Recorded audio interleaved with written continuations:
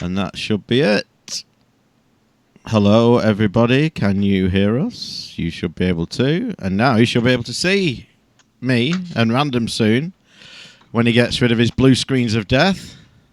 I've got my backup camera on. There he is. Now you should be able to see Let me mute and that. Random soon. Mute that. With mute. Refresh that.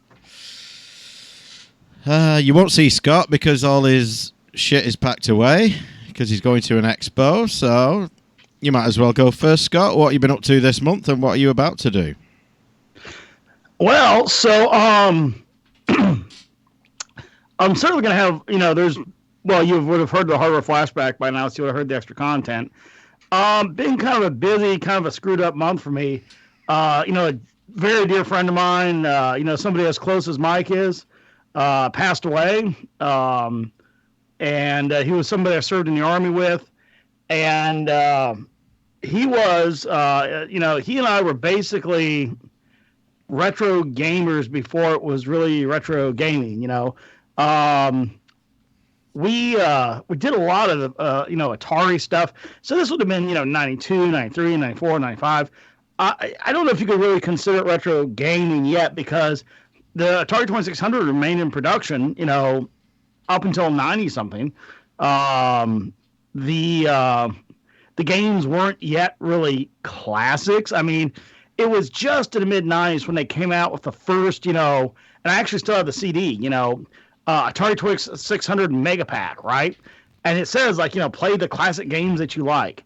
And that was the first time, really, I think we thought of those games as classics, because video gaming was still, pretty new, and consoles were still, only third generation or so. It was an interesting time. He and I had a lot of fun with classic gaming. We had I have the gist of it in our flashback, but we did a lot of gaming at work in the Army, and I had a whole bunch of Apple II hardware at the time. Some of it I still have, but a whole bunch because back then you could go get an Apple for $5 or so, and I had a green screen, a whole bunch of green screens and all, and I really had too much. So I was talking with John one day, and he was over at the house, and he saw the Apple. He was like, "Man, dude, I freaking love Oregon Trail. I love this game. I love that game." I was like, "Dude, I'll hook you up with one like today." So I gave him an Apple II and decked it out with cards, and hooked up the discs, and all the original discs were still working at that point because again they weren't that old. I mean, hell, a lot of us were in high school just 2-3 years prior, and had Apple IIs in school. So it wasn't that old at the time. It was just kind of what was, that was, we weren't even thinking of it as retro computing. It was just, okay, it's a computer that we used to have hooked up before, like literally we replaced it with that first Windows computer. So, he and I load up this Apple II and discs and drives and all, and go over to his apartment. He lived across town near the base, and his wife is out doing something. So, we walk in. I told this story at the funeral. We walk in, and I was like, "Where are we gonna put this thing?" He goes, "Oh, I'll make a spot." And he just goes up to one of the nightstands and just knocks everything off of it. Her makeup and whatever. Just just literally just one arm knocks the shit off, and then we set up the computer and load up. I think it was Oregon Trail. And she walks in. And she's like, "Hey guys, what's going on?" And he's got this giant Apple II, racked up on a nightstand, and I don't think she was too happy about that. We joked about it at the funeral, and she remembered it, So just honestly, kind of reflecting on, what is classic gaming? When did it become classic gaming? When was the first time? How long was it between the last time you played, let's say, Pac-Man or Space Invaders or even like Pole Position or something even a little later like Ninja Turtles.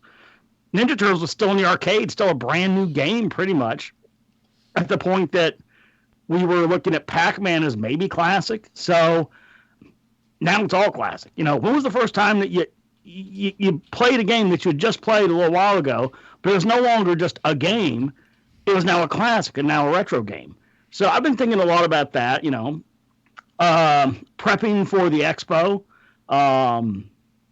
I've got the hot rodded Tandy 1000 all tuned up with a bunch of cards, and we're gonna have sort of an exciting thing to reveal here on the show. Real soon. I'm gonna go into. I'll give you the gist of it. Is the 1000HX is a neat computer. It's one of my favorite DOS computers. Very collectible, very sought after, and there are going to be some new cards coming out for it, and the cards that maybe consolidate functions to free up card slots, because it does have officially 3 card slots. I'm running 4 cards in mine, which is kind of unique. But yeah, there's some new hardware coming out for that, and I've gotten a hold of the guy that ran the company that made a lot of the expansions back in the day, stuff that I literally 2 of my owned. I owned a VGA card, and I owned a member expansion. And these cards, and a hard drive expansion too. These cards were different because they were electrically and logically, they were the same thing as ISA, like PCXG cards, but they had a different physical connector and a different layout. So, it was sort of a rare thing. And I've never seen these cards since. Like, since I got rid of my computer, back when, thinking I'd never need it again. Those cards were gone with it. And I haven't seen them. Like, literally, I've probably been searching eBay since, maybe 2005 or so. And I haven't seen these cards. None of them. Not one thing from the company ever on eBay. Not even in computers. Like, when I see it, like a EX or an HX and stuff, and I look at what cards it has in it, never seen one of these cards again. So I got a hold of the guy that ran the company and, going to bring him on and talk to him and see what he has to do. And, it's kind of a big deal. So I put another thing in Leithco's box and got the goddamn thing at the door. He now has also a arcade joystick light switch. So you put the light switch on the wall, and it has a joystick you use to turn the lights on and off. So another win for him. That's kind of about it here. What are y'all up to? Yeah, I've seen those light switches. Pretty cool. They do like coat hangers and shit like that as well. Yeah. So I may mute for coughing fits every now and then, but try and excuse that. So last month, Chris sent us a news item, which was about his book that he wrote, the Classic Gaming Bookcast, and he's done an audio version of it on YouTube. So I gave that a listen. It's pretty good stuff. You should give that a listen when you get a chance. I've sold my house. Paula's sold her house, and we bought a new house. But we're not sure when it'll be ready yet. It is brand new. It's off plan, so it's going to be December/January. But they're not saying December because then, people mither them to be in for Christmas, and they don't want that. So it's possibly before Christmas, maybe January. We'll be moving in there. So I've seen the pictures of it. It looks quite large by UK standards. Yeah, it's a decent size house. It's not a cheap house by any means. It's, what is it, 450, something like that, 450 grand. So it's a fair chunk of money to throw at it. It's a 4-bed detached, brand new, as I said. So looking forward to that. Made a few quid on this one as well, which is always good. Mario Kart Tour is out, and I would search for it today on Android, and it's not there yet, but I believe it's out on Apple, is it? I think you could pre-register, and I think it's out on Apple, but not on Android yet. I was looking for that earlier. Late at work, downloaded it. We'd not had a chance to really play it, though. Right.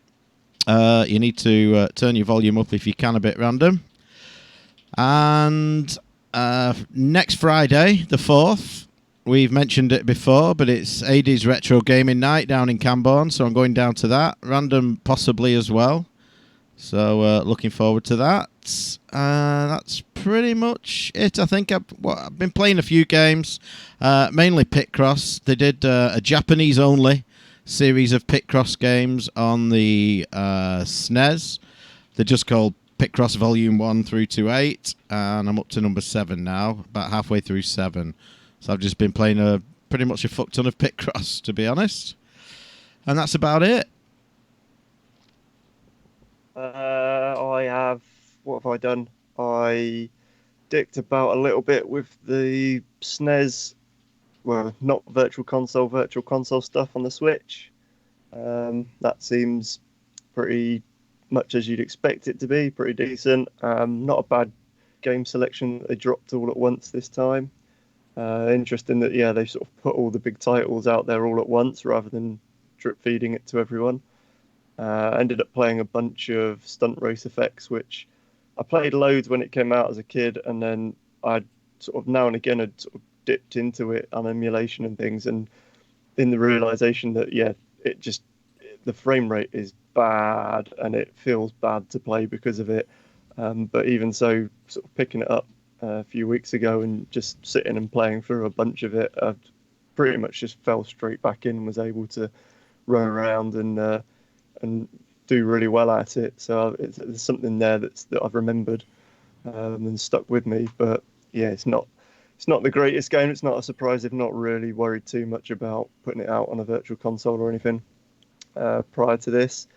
I played a bit of Celeste as well. That sort of went free on Epic Store one week. So I finally started playing a bit of that, but not as much as I'd wanted to.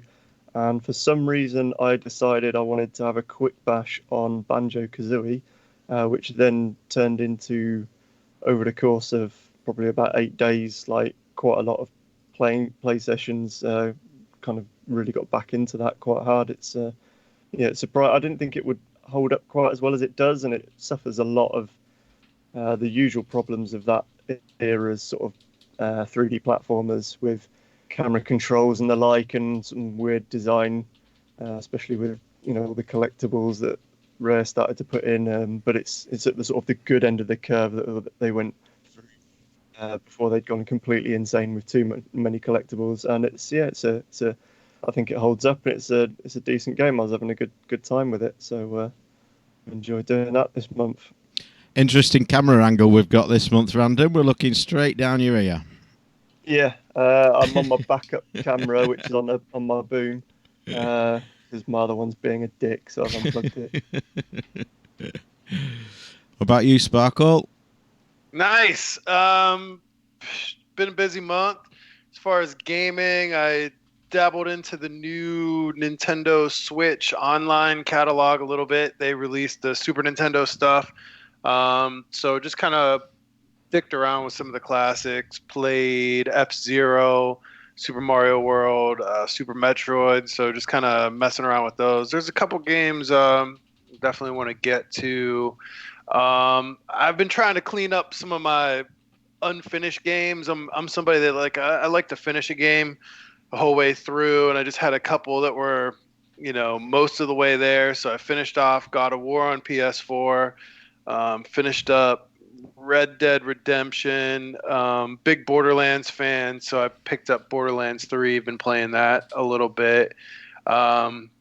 Whiskey pickups for the month, I picked up some Jameson's Irish Whiskey 18-year-old cast strength, which is kind of a hard one to find over here, maybe not over on your side of the pond. And I'm starting a MBA workshop, the Alt MBA by Seth Godin. For those of you that listen to the Kimbo podcast, so I'm doing orientation at night, so I will be a little bit short and have to leave early, but I'll let everybody know how that 1 month sprint goes and whether or not it's worth it to you. Awesome. So we've got a few faces in chat. So I think we should have a phrase that pays. If you go to retrogamingroundup.com/prizes, you will see the page that will pop up on screen in a second. That's what you can win. There's half a dozen things there. The phrase that pays, I will put in chat now. It's dicked around with the classics, like Sparkle just said. So the phrase that pays is there for you. The prize alarm will be the normal one that sounds like this. So whenever you hear that during the broadcast, type in dicked around with the classics as you see it there, and you can win one of those prizes that you also see there. But not anymore because I've turned them off now. So let's get into some news then. And this one it's ages ago now, it seems, because John, who's in chat from Video Masters TV, hello, John, sent it in as we were broadcasting, and I missed it. I think it went to me rather than the news address, so I only picked it up later. But last month he had this to say. Hey fellas, just thought I'd spread the word that VMTV is back. We just released episode 1 of season 12 and the YouTube show known as The Game Chasers plugged the episode on their YouTube homepage. Because of that one episode now has 1,700 views, I'm imagining, which is a rarity for us. It's probably more now. Considering any given episode gets 100 to 250 views in 3 months. Thanks for the Game Chasers shout out. We've also hit 3,000 subscribers. Now that may not be a high number when you compare it to what other reviewers out there have. Still, I'm very grateful for everyone else. I left a link for you all to check out. The link, of course, will be in the show notes, as will all the links that we mentioned tonight. Good show. It is. Great show. It's funny how YouTube's algorithms and all work. And, for a long time, the companies have been really strained from the idea that what you think a search engine should do. If I'm going to search for, a given topic, you would think it would return the most relevant results with, the largest content or some sort of ranking is necessary. You can't just randomize it, but they certainly have been definitely increasing the agendas when it comes to searching. So there's certain things that like YouTube wants you to see. Like I mainly, I don't have a YouTube account, but obviously it tracks you by cookies. And I search for things like car restorations, airplane restorations, engine builds, classic cartoons, gaming, whatever. There's nothing I've ever, Murder videos. Well, sure, but there's nothing I've ever searched for that would ever tell you I want to see Jimmy Kimmel making fun of Trump, or I want to see Miley Cyrus doing a duet with Cardi. There's nothing in the fucking world I've ever searched on YouTube that would have that. But they keep pushing that shit because that's what they want you to watch. So the thing about like YouTube with gaming stuff, like some stuff, like if I watch a couple Tech Moan videos, I'm going to see 8-Bit Guy. Okay, so they put those two in there all the time. But never once does it put up like Video Masters, ever, not once. And that they've been doing content for how long? Like forever. Mm-hmm. So, if there's somebody out there that, has been releasing consistent, videos and doing a great job for a decade or more, how the hell is that not even suggested or come up as related videos when you've got some guy that started last year or 2 years ago? It just makes no sense. And, then you've got ones that are clearly funded and, it's a product that's masquerading as a garage effort. Like, hey, watch this wacky guy build this computer. And, of course, it's all sponsored and contrived. But, it's kind of annoying that good, consistent people that put out consistent content aren't making it into the suggestions, because you kind of have to know, like you have to search for specific terms, like the exact title. And even then, that's no guarantee. I've certainly searched for like titles of articles that appeared in, various publications or whatever. And I can search the exact title of the article and it won't even come up in the first 2 pages of Google. It'll come up maybe on page 3. There might be references to it or something in the first pages, but, it's a mess. And I think, I'm hoping the free market develops some sort of alternative to that, because the good stuff isn't making it to the top. But what is making it to the top is an article here from Peter Gibbs. Just before you go on to that, YouTube had a complete reversal, I think this last week. So what they were doing, some people are verified, and just like Twitter. But if your channel contains your name, they were removing your verification, so that, celebrities and stuff, if they want to promote the Will Smith Bad Boys film or something like that, they will verify Will Smith, but they'll take away your verification just in case somebody wants that name. the whole community kind of said, no, this is no good. It's not going to work. You can't do that. So they said, oops, sorry. Yeah, we'll put that back. That's okay. Nothing to see here. Yeah, they've done some sketchy shit over the years, but definitely there's been a change, and there's even been stuff where people like there's two channels I enjoy watching. Just to hop back to it a second since you brought that up. One is Fran Lab. This dude does a great show where he goes in and shows off like all kinds, everything from like participating in making an escape hatch for a replica Apollo spacecraft. All kinds of electronics, musical effects pedals. Like, I can sit there and watch 45 minutes of how this musical effects pedal works. And it's deep quality entertainment. Highly recommend it. It's kind of like EE Vlog, one of the better ones on YouTube. Also, there's, the other one. EE Vlog, yeah. Which is, just an electronics and electrical engineering, vlog. And these two are great, right? Those kind of come up, it seems somewhat organically kind of neutral. But then again, there's other stuff like guys that have been doing that I'm aware of, like Willie. Okay, I've never seen Arcade USA come up independently. The guy has a ton of videos. They're well produced, kind of like Video Masters, But where is this? Why is it not tagging? I don't quite get it. How something that springs up rather recently gets, rises to the top, but doesn't. The stuff that's been around forever doesn't. I don't get that.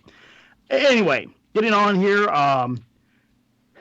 Peter Gibbs says, given that my knowledge of the Nürburgring track is 98.75% from this show, I thought you might find this interesting. And he sends in a link here that a Chinese car company set the new world track record at Nürburgring. And you kind of have to dig through it to find out exactly kind of what happened. There's a Chinese company that bought a huge chunk of Volvo. They put out a pretty fast car. It's not a production car. It's a concept car, which means it's a race car. So basically, they built a race car and ran it on the track, and it was the fastest front-wheel drive car. So, it's not the fastest car ever. It's not beating all the other cars. But it did place in its class. And if the thing does go to production, they're talking about $70,000 car with, I think, 375 horsepower here and a 6-speed manual. Interesting. 170 kilometer an hour average speed and 3 seconds faster than the prior car. So that's the funny thing about the Chinese world is that when you look at their product selection, right, they can make quality, but does a customer order quality? There's a great show on YouTube, again, another one on YouTube, called Strange Parts. Now, this is kind of like exactly what I'm talking about. Strange Parts starts up maybe a year ago. He's got maybe a year and a half. I don't know. Not that long. He's got some good videos. I mean, I watch him. I like the guy. He does, great videos. But his stuff immediately comes up everywhere, but not stuff that's been around a long time that's just as good. So anyway, he went through the Chinese markets and he bought like a battery tester for, Apple batteries. And it does all sorts of neat things. Like it'll, test and quantify what a battery is doing. It'll also tell you whether it's an authentic Apple battery, a clone, or just a no name or whatever. It's pretty darn effective. And so he went and bought all these different batteries, and some of them, like the cheapest of the cheap, some of them were as good as the most expensive. There were exceptions, but generally you could find anything from just the worst quality possible to stuff that's better than what Apple made. It's all in, knowing what you're looking at and then making a deliberate selection. So Strange Parts, great YouTube channel as well. Check it out. I was listening to the 10 Pence Arcade podcast this morning, and Vic off there had ordered a chip for his Vectrex, I think it was, from China. And what they'd done, they'd found a chip with the same number of legs, rubbed the name off the top, printed the relevant one on, and sent him just some random chip. And they will do that too, Fuckers. One here from me, but it's forwarded from Daniel Ibbotson, DJ Slope from Slope's Game Room, and he's done a video. And it is a 40-minute long documentary style video looking at the complete history of Twisted Metal. Not a franchise I know a great deal about, so I shall check that out. And thank you, Daniel Ibbotson. Yeah, I'm looking forward to checking this one out. I'm a pretty big fan of Twisted Metal. Good game. I don't know why you don't like it, man. I mean, you're into card games and stuff. It's not that I don't like it. I've just not really... Well, I've seen it. I've played it. It's just not one I've really got into. Just the graphical style is abysmal. Yeah, just other stuff I preferred at the time. Great, but, yeah, I've played it quite a bit with my mate. You know, we do 2-player, like, you know, the deathmatch arena shit and stuff, and it was quite good fun. But yeah, it's not one of my like all-time greats or anything. Got one here sent in by Per Holstrom, and this is someone has taken the Apple II GS version of Another World and decided to use that as the basis to make an original Apple II version of it, which is, you know, 10 years prior technology. So the original one had 48k of RAM, and which could be upgraded to 8 megabytes, and it ran at a resolution of 320 by 200. Currently the ported version is running at a whopping 40 by 48 pixels, but it's still sort of, you know, quite early days, and obviously there are limitations from the hardware. But he's written it all in 6502 assembler from scratch. Like I say, he's just using the original version as a reference. He's not using any of the same code, and he's got a GitHub page for the project where you can grab a floppy disk image for yourself to check it out. And there's a video which is on the news article, which will be in the show notes. All right, I got one here. Neo Geo Arcade Stick Pro reveals built-in game list and connectivity features. So a little bit ago, they announced that Neo Geo was putting out a Arcade Stick Pro in Japan. There really wasn't a whole lot of details on it, and they've recently updated it. So now it's going to come with 20 preloaded games. You're going to get a whole bunch of King of Fighters, Fatal Fury, Mark of the Wolves, Samurai Showdowns, Art of Fighting, World Heroes, Last Blade. So pretty good. No price. The stick looks nice. It has sort of a Apple minimalistic feature to it. You know, I don't know. These things, hey, they're cool. I have a Neo Geo Arcade. Maybe this would be a good solution for you if you don't have a whole lot of space. You know, it's going to come down to the price. What's the price on this thing going to cost? But hey, I think it's cool. You know, if you want to give the gift of awesome Neo Geo games, I think they've hit most of the good ones here. So looking forward to more details on that as they roll out. Well, I mean, I don't know. For me, the game list here is a huge bust because, you know, it's just fire. I mean, King of Fighters to me is just kind of filler. It's just King of Fighters 1, King of Fighters 2, King of Fighters 2001, King of Fighters 2002, Samurai Showdown 2, Samurai Showdown 3, Samurai Showdown 4, Samurai Showdown 5, Art of Fighting. You know, where's the Metal Slug series, man? Where's, you know, anything, you know, other than fighter. But I don't know, maybe it's targeted towards just the fighter, you know, game crowd, which apparently it is. Well, I mean, the controller is a little weird. So it's an 8-button controller, which is, you know, the Neo Geo did not have 8 buttons. So I don't really understand what all these other extra buttons are about. So maybe, you know, I'm just trying to make a stretch here. You really only use, I think, 2 of the buttons, and maybe some of the Metal Slugs you use 3, but I think there's just jump, fire, and grenade. Pretty much. Yeah, so maybe they just included games that used more buttons, or, you know, this more fighters, but they do have Last Blade 2 on there, so I don't know. Yeah, hey, if this thing comes out and it's $50, great, go buy one. It won't be.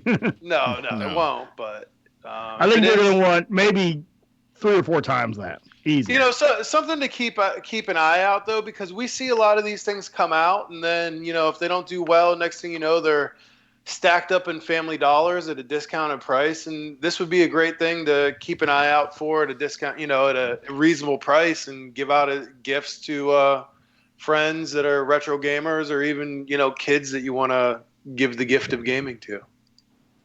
Or people like Metal Slug that you don't like. Here's the got one here from Mike James. Sony clamps down on Vita hacking. So the Sony Vita, it's PS Vita is an interesting thing. I've got one here I really need to do something with, because I bought it to play the PS4 remote play, and anywhere I go, every place I've ever taken it, hotels, airports, workplace, whatever, the routers are not configured to allow the kind of speed and access that this thing needs to work. So, it will work if you have, like, if I took it to Mike's house in the UK, I could sit there and play games off my PS4 because I've got a direct connection to the Wi-Fi, and it's not, set up as a public access point that's locked down all kinds of ways. If I go over to Mark's house, I could sit there and play my PS4, remotely. I can't use it for the entire reason I bought it, for travel. So, kind of useless. The UMD thing, died. The movies died. They got rid of that drive. And you can't really buy games for it really anywhere. It was just, it's a capable console, but just kind of doesn't go anywhere. So the system's just, I don't even know why they still make it. It's just kind of falling apart. But man, are there efforts to keep people from hacking it alive and well. So, if you got a console that clearly is not the future, why spend developer resources working on that when you could be, I don't know, working on the thing that people are actually buying? So Andy Wynn, the guy who did the Trinity exploit, and revealed a couple other hacks, he came out and said that, Sony releasing a new version of firmware claiming that it improves system performance. Well, it actually blacklisted his exploits. So the PS Vita has been frozen out in some ways from hacking if you do a firmware update. There's so many people out there that have a Vita that's set up to play a ton of games. It's hacked, it's running great. And there's other people that, like, mine isn't even hacked. Mine's just sitting there. Yet there's not really any games I can buy for it. And the few games I am remotely interested in are selling for just a price that's comically ridiculous. I mean, it's just a little cartridge. It should be selling for half the price they are. I mean, I looked at a couple of them, here and there, and I'm like, I just wouldn't even pretend to pay that much. No way. So I don't know. It's very strange behavior from Sony on a product that not many people seem to care about. No. One here from me. Ubisoft exec criticizes Steam's unrealistic business model. There's an article for you to read there on, is it Eurogamer? I do believe it is. But there's been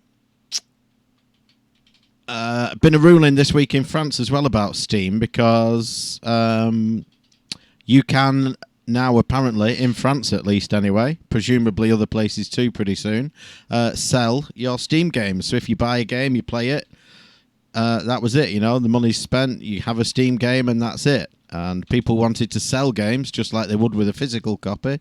Steam said, no, you can't do that. Somebody took them to court in France, and apparently now, yes, you can do that. Of course, in France. Yeah, and there was another, I forget who it was now. The Vendia Steam library. Another company came out this week with, or maybe last week, with their own game library online system, another thing to sign into and buy games. I can't remember who it was now. But it just seems like everyone's doing it at the moment, and it's silly. Even though they've got the Stadia Pass, they've also announced some other thing that I've not looked into as well. It was and Rockstar Games announced their own launcher. Rockstar, that's who it was. Yeah. Despite the fact I just so don't care at all about the Stadia. I could not be less interested. But we were talking about this the other day at work. A number of us, when people were looking, especially here in the U.S., at cable and satellite TV bills that were, easily $200 a month, right? You started having some people rethinking this, and they were, sort of saying to themselves, "Why am I paying $210 a month? There's 20 channels I watch, and the other 300 are things I don't even care about, but I'm forced to buy. Like I have to buy, subsidize all these goddamn sports channels. I never watch one game. There's 16 cooking channels. I never watch them. So really, it's like you go to the store. 400 Spanish channels. You're gonna buy, you're gonna buy paper towels, and you're forced to buy, paper plates and napkins, and you don't want or need these things, right? So, when your first streamers, like Netflix came along, everything was kind of on there, and now you're seeing this diffusion, and everybody wants, full price. So like when you had, I think it was Netflix that had all the Disney stuff. All right, now Disney wants their own streaming service. Yeah. Okay, they're going to charge you full price, and then the next. The same thing's starting to happen in this gaming, where now everybody wants to be Netflix. And Netflix isn't even Netflix anymore because all the content's going to other platforms. So pretty much you're going to be right back to having, 10, 12 individual accounts and individual logins and individual bills.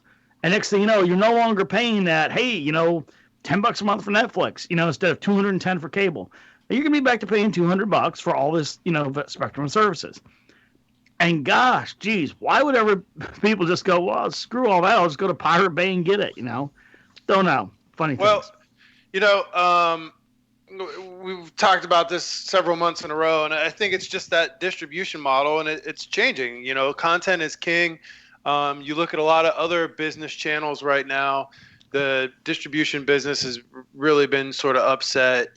Brick and mortar has gone away, and now the content creators and content producers, it's much easier for them to go direct to consumer versus having to go through some sort of distribution model. And Steam has been charging a lot of money, what is it, 30% or something for their distribution. So they have a great platform. They have, the largest computer games platform, but now as these other people are smart to realize, the cost of creating that Me Too infrastructure for distributing games directly to consumers is much smaller, and it's much easier because somebody else has already figured that out, so they can just be direct to consumer, offer better deals, and keep more of the pie. All that is true, but the fault is this, and the error is this. If people are looking to, let's say they buy that, there's that aggregate streamer like, Netflix or Steam comes along, and they're charging, say, $10, $15, whatever a month, right?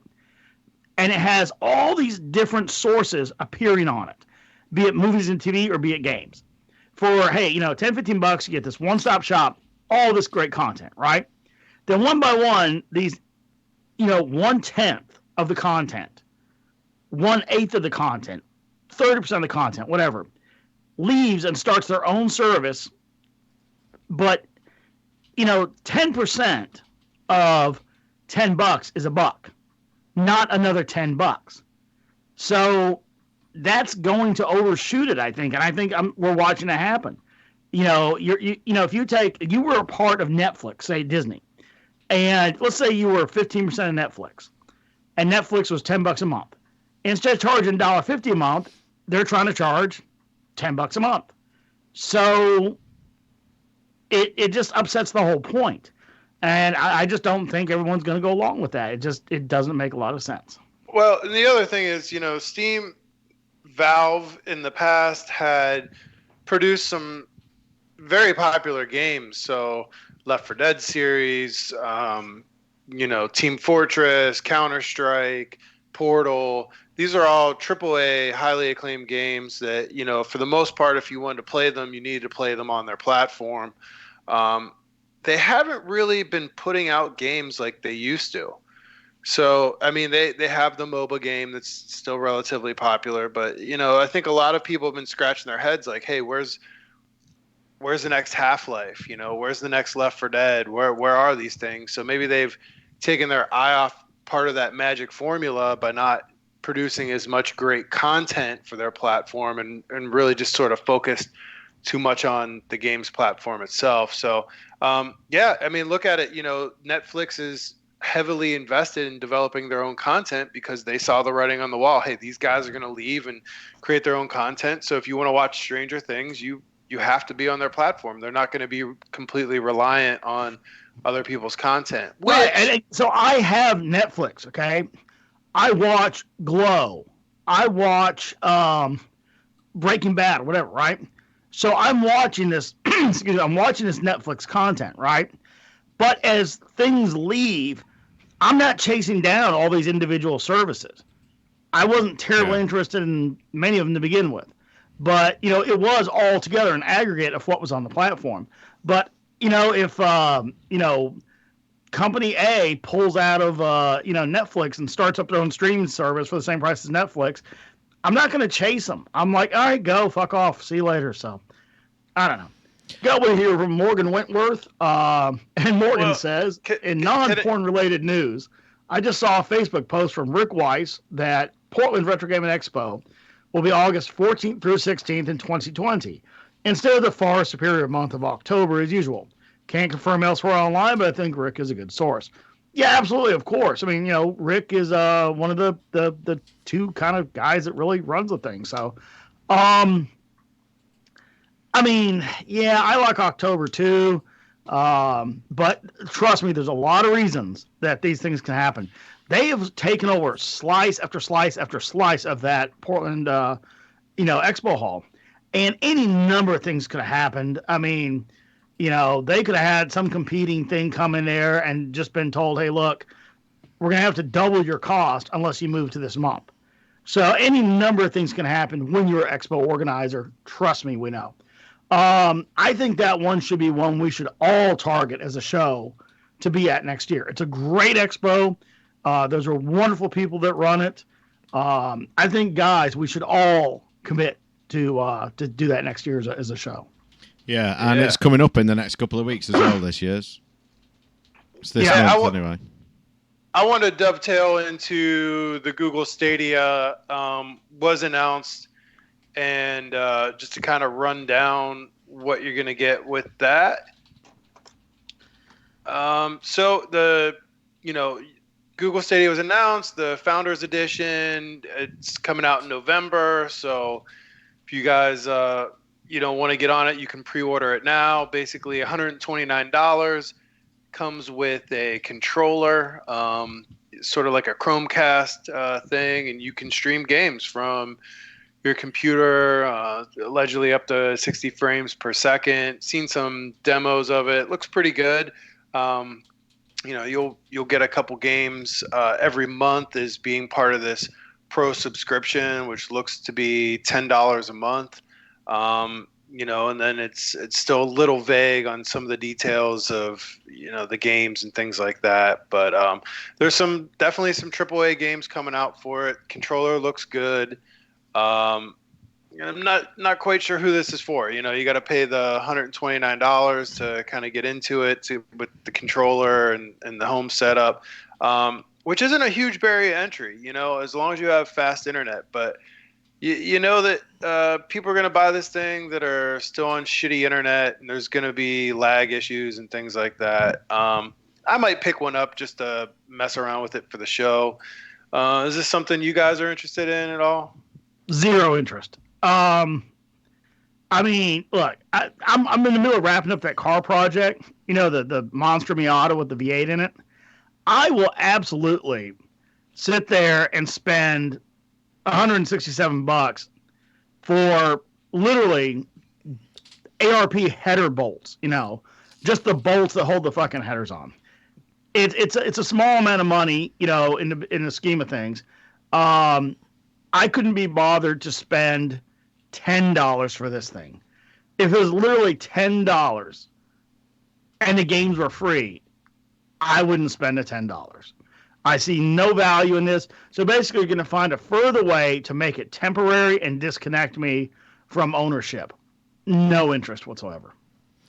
I don't know. Yeah, I've not really any interest in it. I don't like the monthly subscription model, and I've not got too much confidence in Google to keep something running that they're unhappy with, in the future, because they've killed so many projects before. But I don't see me buying another game console. I don't see that happening. And if there's games that I'm interested on there, then maybe I'd do a couple of months subscription or something like that. But I don't know. Other than that, probably not. Well, see, I mean, you'll not have to have the subscription as such. That just enables you to get 4K surround sound and then like the free games library. But you can do it as well without any investment up front and just basically use it like Steam and just buy games from their marketplace to then have access to play. So you could dip into stuff, especially if things go on sale or something. And then in terms of the hardware, the $130 like entrance bundle is literally just to get people like the early people in to basically beta test it.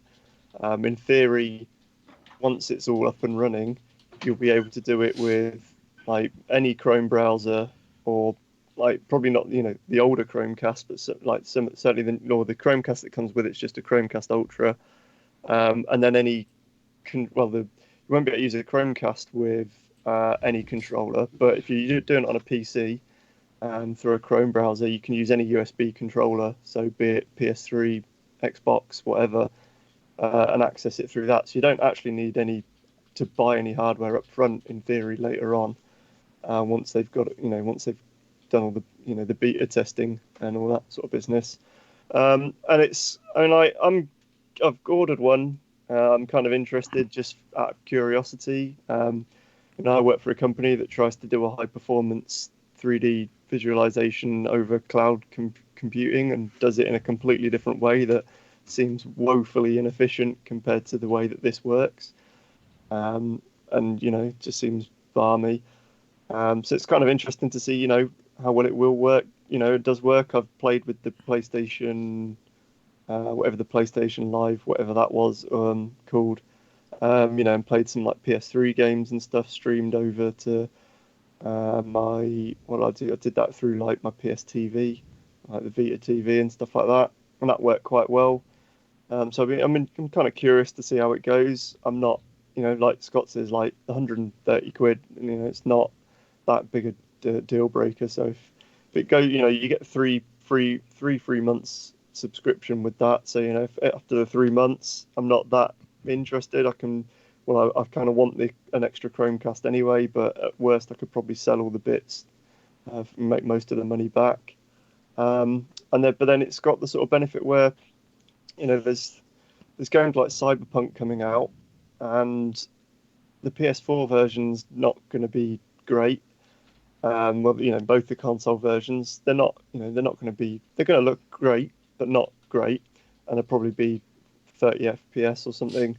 My PC would probably do an all right job at it, but not great. And I'm not going to shell out 600 quid for a new graphics card. As well, actually, to run it at the 4K, possibly with ray tracing that you'll get on Stadia, it'd be quite a large outlay to sort of run that on your own home computer. And then there's the other thing that's kind of interesting that we've not really seen any evidence of yet, but it's a possible thing where, because these are all just blades in a data center, they can chain them together. And if someone wants to, they can make a game that utilizes eight blades together and does something that you can't do as a home PC user. You can't buy the hardware to give you the graphical sort of fidelity and the physics, simulations and things like that potentially you could do with this. If they fully utilize the scalability of it. Whether that will happen, we don't know. Probably not. But so Random came up with a show title there. Great, but not great. Here's a conspiracy theory. Hands up who likes conspiracy theories. So all these new companies, software houses are announcing online subscription models for game releases, and Steam are still doing it the old way. You buy your game, you own your game. I wonder if one of these new subscription services, possibly Google, has maybe kicked up a fuss about you not being able to sell your games, just to screw up the business model a bit. No, I don't know. Look, I'm not paranoid, but everybody thinks I am. Yeah. Just because you're paranoid doesn't mean they're not after you. So that doesn't add up. But here's something that does add up. Hey! What? I see what you did there. Yes. Mike James submitted this. It's a Mario Maker 2 working calculator. Now, this, it really makes a lot of sense, right? Before, microprocessor-based or microcontroller-based calculators were available, there were mechanical calculators. There's all sorts of people that collect these, of course, because people collect everything. And there's, the coffee grinder types where you set various tabs and then, crank a crank and it produces a result. And because it works, right? If you get 10 rotations of this, and every 10th rotation, it trips this tab. If that tab is moved into position, then you can count, you turn it 10 times, you turn it 10 times, you get 10, it all makes sense. It's just, mechanical manipulation of, to produce results, right? So if you have something that has repeatable physics, right, you can do the same thing. It's the same idea. So in Mario Maker, if you put, say, 5 blocks in a place that the shell path, when you kick the shell, will hit those 5 blocks every time. It's a repeatable thing. So let's say you have those 5 blocks produce 5 coins, right? So, you can see 5 hits means 5 coins, right? But let's say you put in a 6th block at a certain point, and the shell will bounce back, and Mario will lose 2 coins. So you could do 5 minus, 2 equals 3 or whatever. This is, on a simple scale can be done. So if you do, if you have registers, accumulators, dividers, these, mathematical mechanisms, if you will, you can produce a very huge, huge complex mechanism that produces a mathematical result, right? So this guy has done this. He built this enormous level using just, all the Mario graphical assets. And it's great because it ends up with the bombs falling down and blowing away the parts of the prearranged blocks that aren't the number. So it ends up with -3 displayed after blowing away the other things, after putting the blocks in place through all the movement throughout it. So it's basically a mechanical calculator, like has been around, kind of since the abacus almost. Brilliant, absolutely fascinating. I highly suggest giving this a watch. Yeah, it's amazing to watch. One here, which is badly timed because it's this weekend, but it is Destination Star Trek, which is on this weekend at the Birmingham NEC. As the name would suggest, it is a Star Trek con at the NEC. But it will have finished by the time you hear this, unless you're in live chat and fancy booking a transatlantic flight, a hotel, maybe a few cabs. Probably not going to happen. Anyway, I feel like we talked about this one last month, the Coleco Evolved Round 2 Kickstarter, but it has finished unsuccessful. They did the Retro Bright and the Megatech, was it? Last time around, that got funded. Rainbow Bright and Robotech. This time around, they did Berserk and Frenzy, and they were looking for, in pounds, just over 52,000. They made just short of 16, so it was not even close to being funded. But I feel like we discussed it last month, but it's definitely finished unfunded now. Month did it come up in the top 10 that we recorded? Possibly. Don't remember.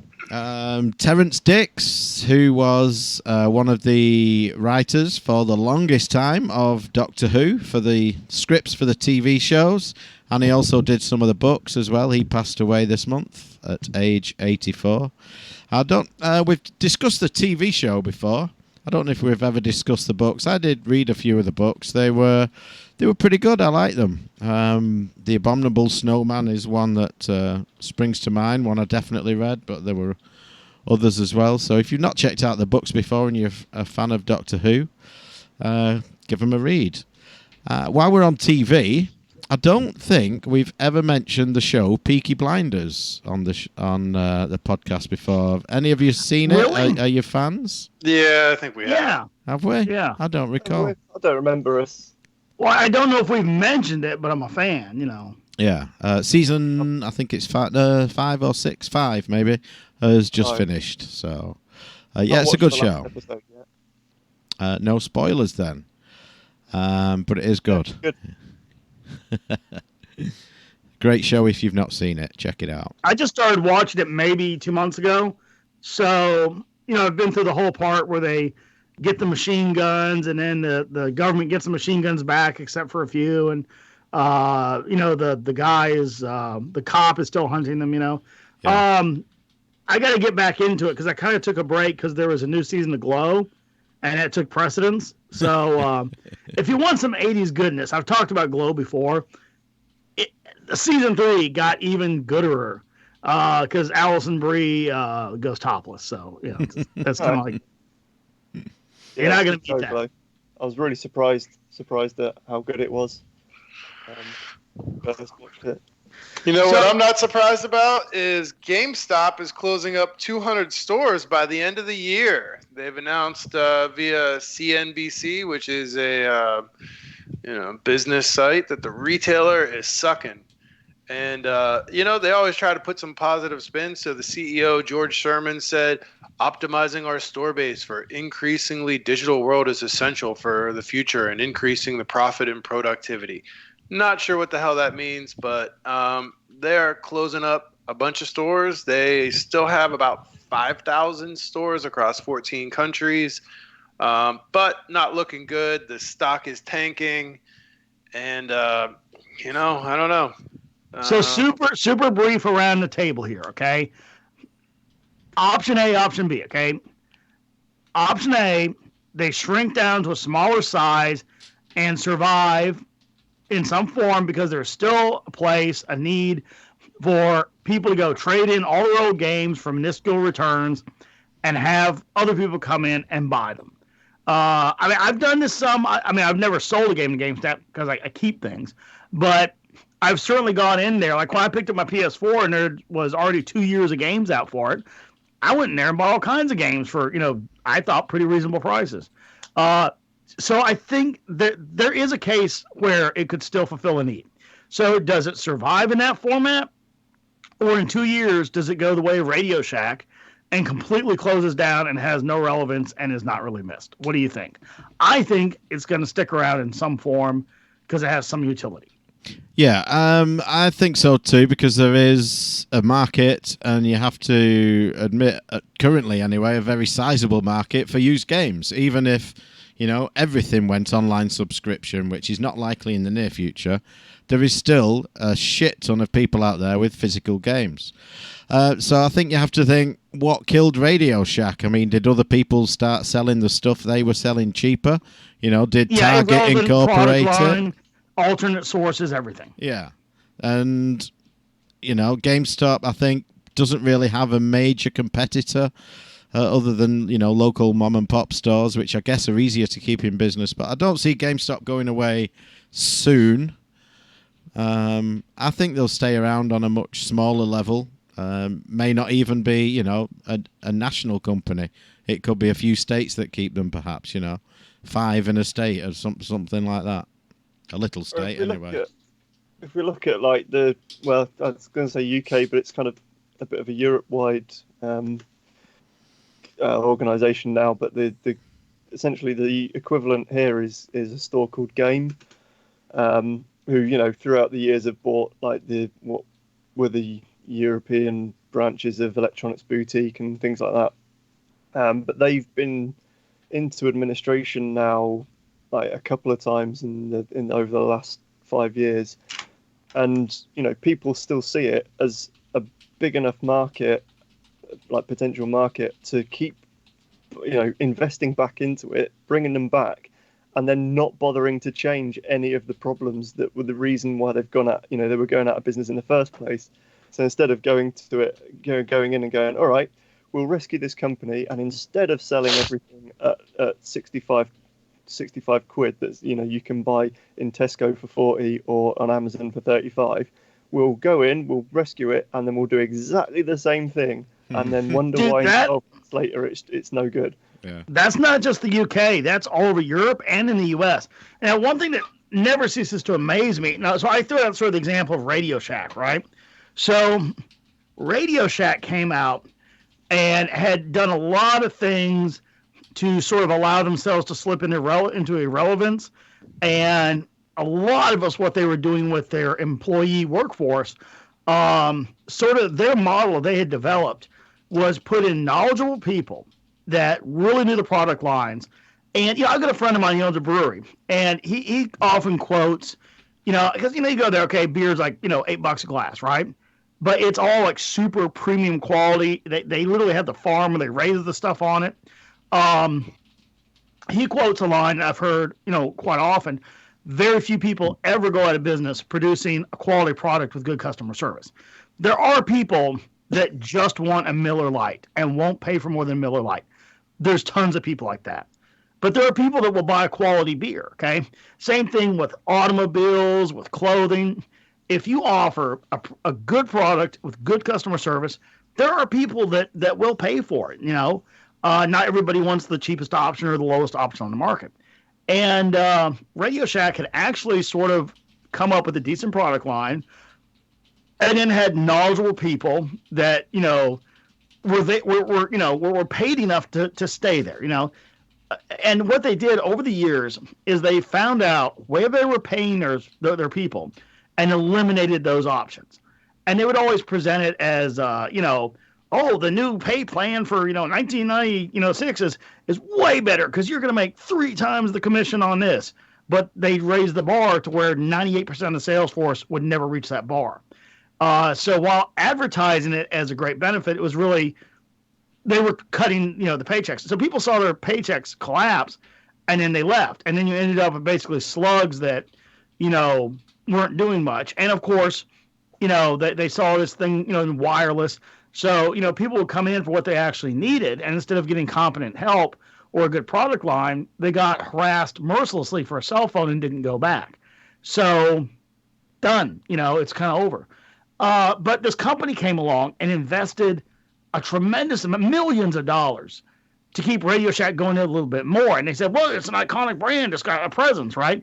But then they did nothing different. They didn't pay their people. They didn't get quality people. They didn't get a good product line. And I've seen this happen with gaming. I mean, I've seen this happen with so many things where a company is going out of business. A firm comes in with $33 million capital to keep them going for 9 months. And instead of fixing it, they just do the exact same thing. So random, that's an astute observation and a huge problem. Yep. I say option A. Well, speaking of observations, a Raspberry Pi is looking down on Earth. This is a neat image of planet Earth showing another beautiful day in the Mediterranean. The outlines of Italy, Corsica and Sardinia are unmistakable. The view west includes the Balearics. The UK satellite company SSTL attached the equipment to a demonstration spacecraft to see how it would perform. And it performed pretty well because it's sending back images to the Earth. A lowly little credit card size computer. I'll put that in chat for you so you can watch. So, Mike, take a look in your WhatsApp there. I just want to, I'm going to discuss this while you take a look at the WhatsApp. I just want to tag on this. Yeah, I mean, so spacecraft design, manufacture, operation is something I've spent my whole life doing. And it's funny what people must think, what a satellite electronics would actually be. In reality, it's just a commercially manufactured circuit board. Now, I mean, there's some things that are done slightly differently because you only have one shot at this, and it has to survive a lot of, vibration. So there's a lot of more qualification, and this is where all the money comes from. The components themselves are typically kind of off-the-shelf stuff. And you do a tremendous amount of qualification testing, for noise, acoustical pressure, vibration, temperature swings. And some of the hardware, only operates within certain temperatures. So you have to have, something to shield it from heat or to put heat into it, so it can operate, be within its temperature constraints. And so, Mike, I just sent you a picture of a You circuit board did. that have a satellite. And does it look like anything magic, or does it look like a regular, motherboard PC? It looks like a regular PC, PCB with the word ass on it. A collective million prototype. Coughing fit. Yeah, it's got the word ass on it with tape been stuck on. Ass, yo. Where is this at? The long, bottom center of the picture, that long piece of tape there. Zoom in on Oh, that. that's assembly. Assembly 01. Ass, So- yo. In the end, they'll do things like the circuit board may be thicker so it doesn't flex. You'll see things like what would be just a pop-in plastic retainer is an epoxy bonded, aluminum riv nut. It's some minor differences, but and added up, those differences kind of make it survive or not. But this is perfectly viable. I mean, I guess what I want to kind of throw by the listeners here is just how viable something like a Pi, especially like a Pi Zero, is in space. You put it inside a small structure. It's got some solar cells, power conditioning, the battery, antenna structure, and you can create something the size of a Coke can that's a functioning satellite. Heck, you can just put a naked circuit board up there with a lithium cell on it. As long as it can live in those temperature constraints, the thing could receive and broadcast signals. Yeah. So there's a listener of ours who works in a school like me over in Yorkshire somewhere. And a couple of years ago now, probably when the Pi first sort of came out and was used heavily in schools, you could get like a polystyrene box, put a Pi in there, put a battery in, put a camera in, insulate it, weatherproof it, and you could send it up on like a weather balloon. You could send it up into space. The balloon obviously keeps expanding as the pressure drops. It bursts and then it falls back to ground, and you have a GPS thing in there, so you can go and retrieve it and then look at your footage. And I tried to get our two schools to tally up and do like a launch, maybe from our site. But because of our proximity to Manchester Airport, they wouldn't let us do a launch. So, but yeah, there's videos on YouTube of people doing that, just sending it up in a polystyrene box into space. Yeah, now that's like, a hand warmer and all. Mm-hmm. And you can take like a conventional phone, a hand warmer heater, so it's in a hot box, and it stays warm enough to operate. It doesn't get so cold that it ceases to operate. But not all hardware is going to cease to operate at a certain temperature. Something like a Pi, because it's a pretty simplistic SoC, system on a chip, it may very well operate at space temperatures and not have any issue. So yeah, I mean, in a way, and it's so light. There's not going to be any real mass there for it to hurt itself during a launch event. So, it's it's really a perfectly reasonable idea. So, of course, you're not selling a service that flows through it. So if it doesn't work, it's kind of a stunt. Yeah, you but, buy if you're another gonna balloon spend and a do couple- it again. Yeah, if you're going to spend a couple $1 billion to do it, you're going to qualify that hardware very closely. So, that was coming. Sneaky. Let's see who wins that. We kind of mentioned the SNES games on Switch earlier. Tetris 99. I know Random plays it. It has a new mode, and you can only play it if you've come first. Random, I believe you like to come first. So. He always comes first. What's the mode, and have you played it? This is quite clever. This because Tetris 99. I've not played it for a while, but it generally, it had got to that point that most online Tetris games, most online puzzle games, Puyo Puyo was the same. Where it's just full of insane Japanese people that are far too good.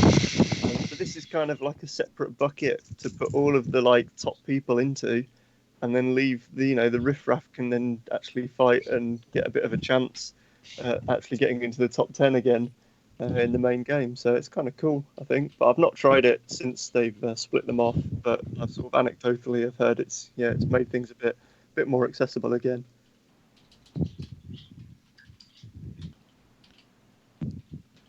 So I want you to check out Mario Kart Tour because I know Millie's itching to play it, and as soon as it's on Android, I'll give it a try. Is it? I assume it's cross-platform, is it? I doubt it. Oh, really? I can't imagine it's probably any good either. Having worked on mobile kart, mascot kart races in the past. Do you know what the controls are? Because all the pictures I've seen of it have it in portrait as well, which doesn't seem to make that much sense. Yeah, well, that's fairly common actually. Thinking about it, I would imagine it's so. Do you know much about the Switch release of Mario Kart 8 Deluxe? No. Actually, it might have even been the Wii one where they introduced this, but they had like various steering assist modes and sort of an accelerate assist and all sorts. And that was kind of like almost felt like they were paving a way for a mobile version where it's essentially going to be auto accelerate and then tilt to steer with a load of assistance on it, and you might then just be tapping a button to fire an item at the when you want to, and that's possibly going to be it, which would be a bit of a shame. Yeah, I don't think it's a genre that works terribly well on a phone. The only sort of driving game that's ever been fairly good in my view on a phone was what was it called? It was called CSR or something, and it was basically just a drag racing mini game. It was good, but didn't hold up for long term play really. It was great, but not great. Yeah, and that was like the first Need for Speed Underground had a drag racing game that was all basically about getting the right timing on your gear shifts and stuff to get the maximum power out of the engine, and it's basically kind of like that, and there was an element of experience and money gaining and sort of doing tuning as you progress through it, but essentially it boiled down to just tapping at the right time to change gear. But that was infinitely more engaging than say real racing was, which tried to be a driving sim on a phone, which I thought never felt great. Ridge Racer on the iPad was fairly good, I found, actually, saying that. But Ridge Racer is kind of it's a looser feeling game anyway, so you can get away with tilting a big iPad around to steer, and they also did sort of clever things with rotating the camera view as well. So the track always stayed level as you were rotating the iPad around, which was kind of cool. And so it felt like you just had a big steering wheel. Yeah, it's not. Yeah, I'm not. I mean, all the other Nintendo games, mobile games, have been a bit shit. Dr. Mario was terrible. Animal Crossing was a bit shit. Fire Emblem was quite good for a while, but eventually I got fed up with that. So I'm not really. It's not something that's I'm looking forward to particularly. But my mate will get it on the iPhone, and his son will play it loads, and they played Super Mario Run loads, which I thought was awful as well. Yeah, I didn't like that. Hey, let me know.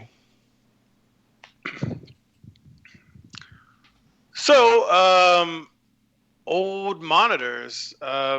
Mike James sent this one in. We played modern games on a CRT monitor, and the results are phenomenal. So, these fellas did some tests, and I think there'll be some videos and things like that out. But they basically dive into old CRT monitors. I believe they tested this on a Sony FS900 Trinitron. Back in the day when I worked at a design firm, we had some, I think, really expensive Canon CRTs that the guys used to do color matching on for Victoria's Secrets was one of our clients. There were some really expensive CRTs out there.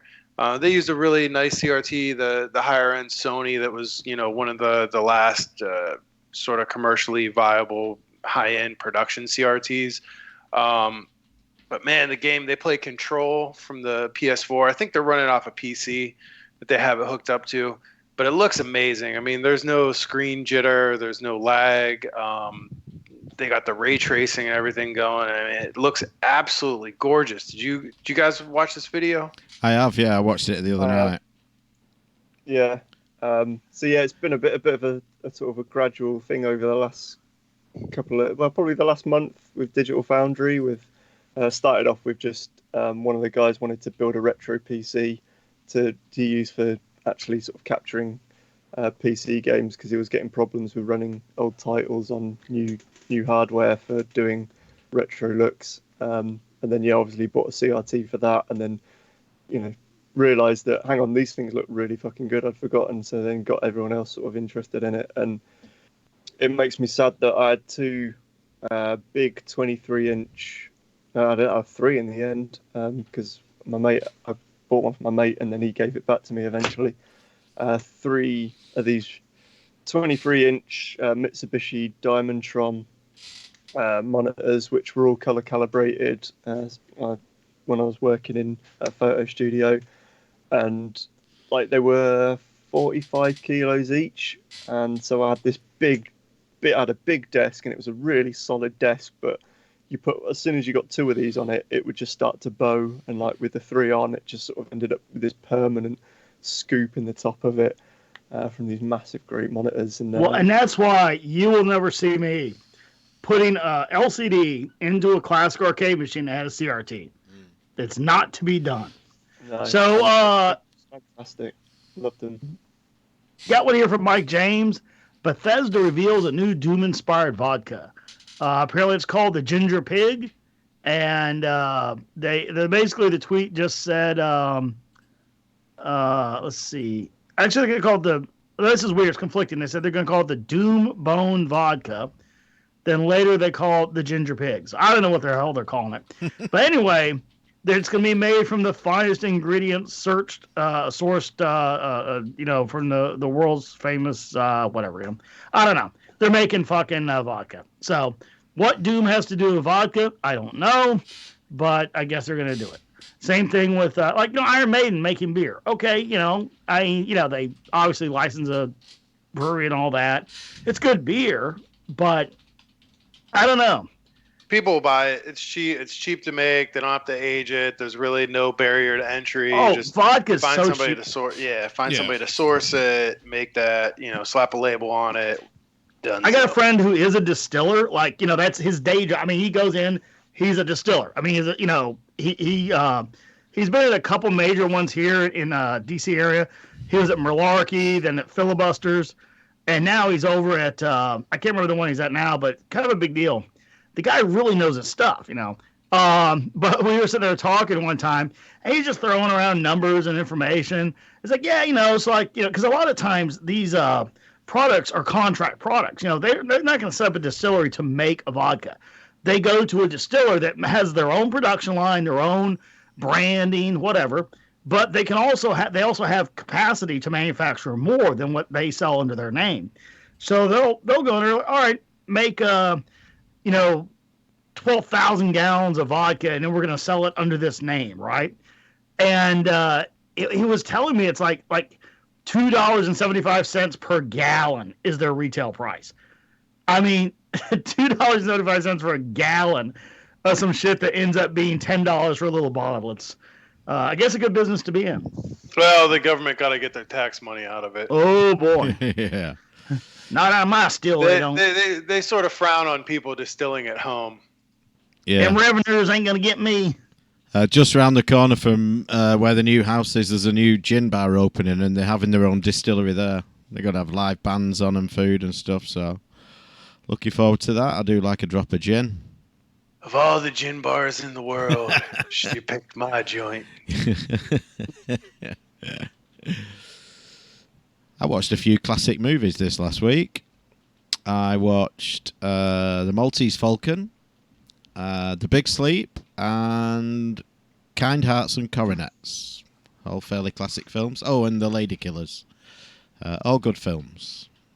If you've never seen them, well, they're good films if you have seen them.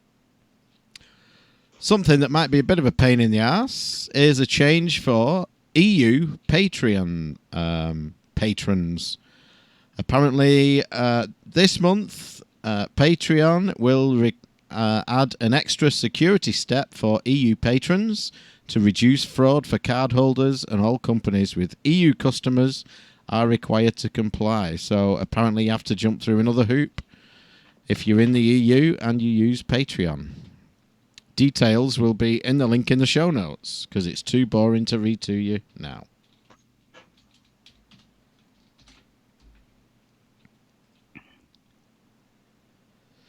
All right, got one here. Let me. All right, Amiga Forever has a new release out. And it is actually Amiga Forever and C64 Forever. Mm-hmm. It is the R2 Plus Edition. And they were kind enough to send us over a link and some keys for us to check it out. I always grab this because I've got a MCC 216 that runs the Amiga Forever and Commodore Forever distributions, so I can always keep it up to date thanks to the folks at Amiga Forever. And their updates, it's nice to see that they are constantly developing these. So he does give us a little clue here, though, something interesting. He says, on a personal note, you've probably heard that I might be wearing a new hat soon, taking a more active role in a new Amiga entity. As explained in a recent chat with Steve Jones, passion optimism will need to be balanced with patience, as we inherited a number of threads that need to be untangled before a clear conclusion can be announced. I'll update you as soon as possible. So, who knows? Yeah, thank you, Michael Battilana. He's the only person I know with that surname. Also, the only person I know with this surname is George Liutz, who usually sends us something filthy, but this time he says, I thought you guys are due for some weirdness. This article talks about hidden oddities in gaming. What was the weirdest gaming experience you ever had in gaming? The weirdest thing I experienced with gaming was walking into my apartment to find my roommate masturbating to Tomb Raider with a dildo in his ass. That game is forever ruined for me now. I knew there'd be something filthy in there somewhere. I think my weirdest gaming experience would be on the Spectrum. The what was it called with John Pertwee? John Pertwee doing the narration, where you go through life from birth to death. What's it called? Deus Ex Machina. If you've never played it, you can watch the video on YouTube. It's a strange experience where you play like an audio tape. At the same time, you're playing the game, and then the game will say, right, stop the audio tape, turn it over, carry on and press a key, and the two stay in sync like that. It's just a very strange thing. What about all of y'all? Strangest video game experience. Well, there was an arcade game. I've talked about this before. It was like I don't remember if it was Midway Classics or something. Now I can't remember what it was. But it was one of the sort of mix packs where it had 5-6 different games in it. So you put in a quarter, you pick the game, and then you play the game, right? And I saw one of these. It was on location in Germany in a convenience store on a U.S. military base. And I think it had Missile Command and a few others. And I know I played the thing. I know it was there. And, read into it. And apparently they only made 6 or so as a test. And then, so who knows? Maybe they were going to put them in a dumpster and they ended up shipping them off to some company that put them in a Connex to Germany for the army. Who knows? But that was a strange one. Very strange one. Random? Playing on your Virtual Boy while your rat's pissed on you. Well, it was mostly the DS. Hang on, I was playing Minish Cap with the rats most of the time. I think. Oh, and actually no, and the Bomberman online Bomberman that was on DS Lite, DSi Store even. It's not terribly strange, but one of the things I realised when I was playing Banjo-Kazooie this month was oh yeah, this is actually the game that got me to lose my virginity. Not got me to lose my virginity, but I lost my virginity because of Banjo-Kazooie, which is probably not many people can say that. So Yeah. Oh, I'm trying to do something really cool. Really cool. Really cool. Some live. I'm trying to delete some breaking news. spam that got sent to news. Nintendo has been blocking piracy websites. They win a UK High Court case to block. Who was it that they blocked? It requires 5 major UK ISPs: Sky, BT, EE, TalkTalk, and Virgin Media, to block or at least impede access to 4 websites which help distribute pirated Switch games, modified hardware, or provide information on how to mod consoles for piracy reasons. I can see them wanting to stop you getting ROMs, but stop you posting information on how to hack a console? Oh yeah, man, they're hard on that.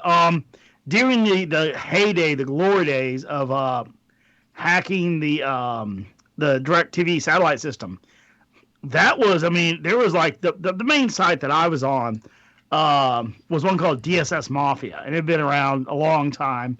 I'd been there a very long time, and they would do, legal, cease and desist. You're discussing proprietary trade information that could have only been stolen from our company. And of course, they knew it was reverse engineered and they knew that was in the clear.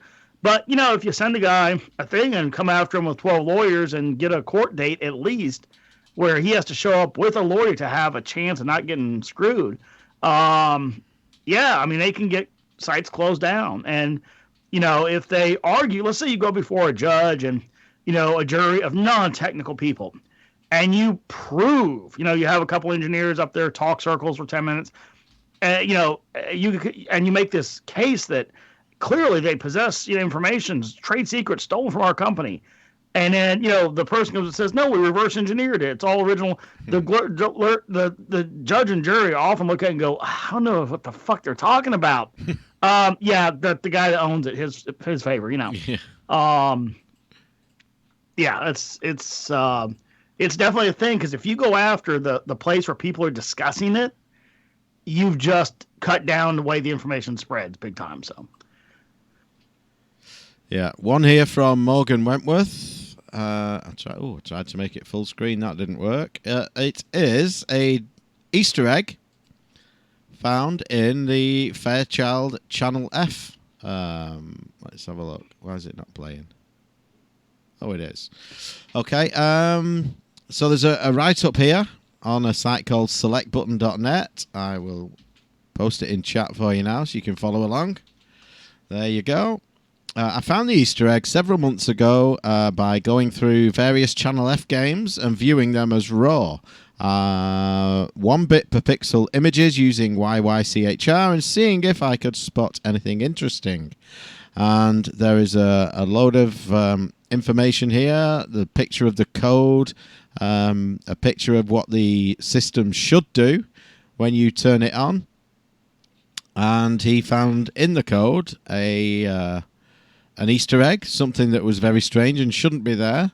I'm just trying to scroll down now and find how you actually get it. So when you turn the system on, you get a letter G and a question mark. And in response to that question, you're supposed to hit one of the 4 number buttons to select a game mode. And the game modes are listed in the instruction manual.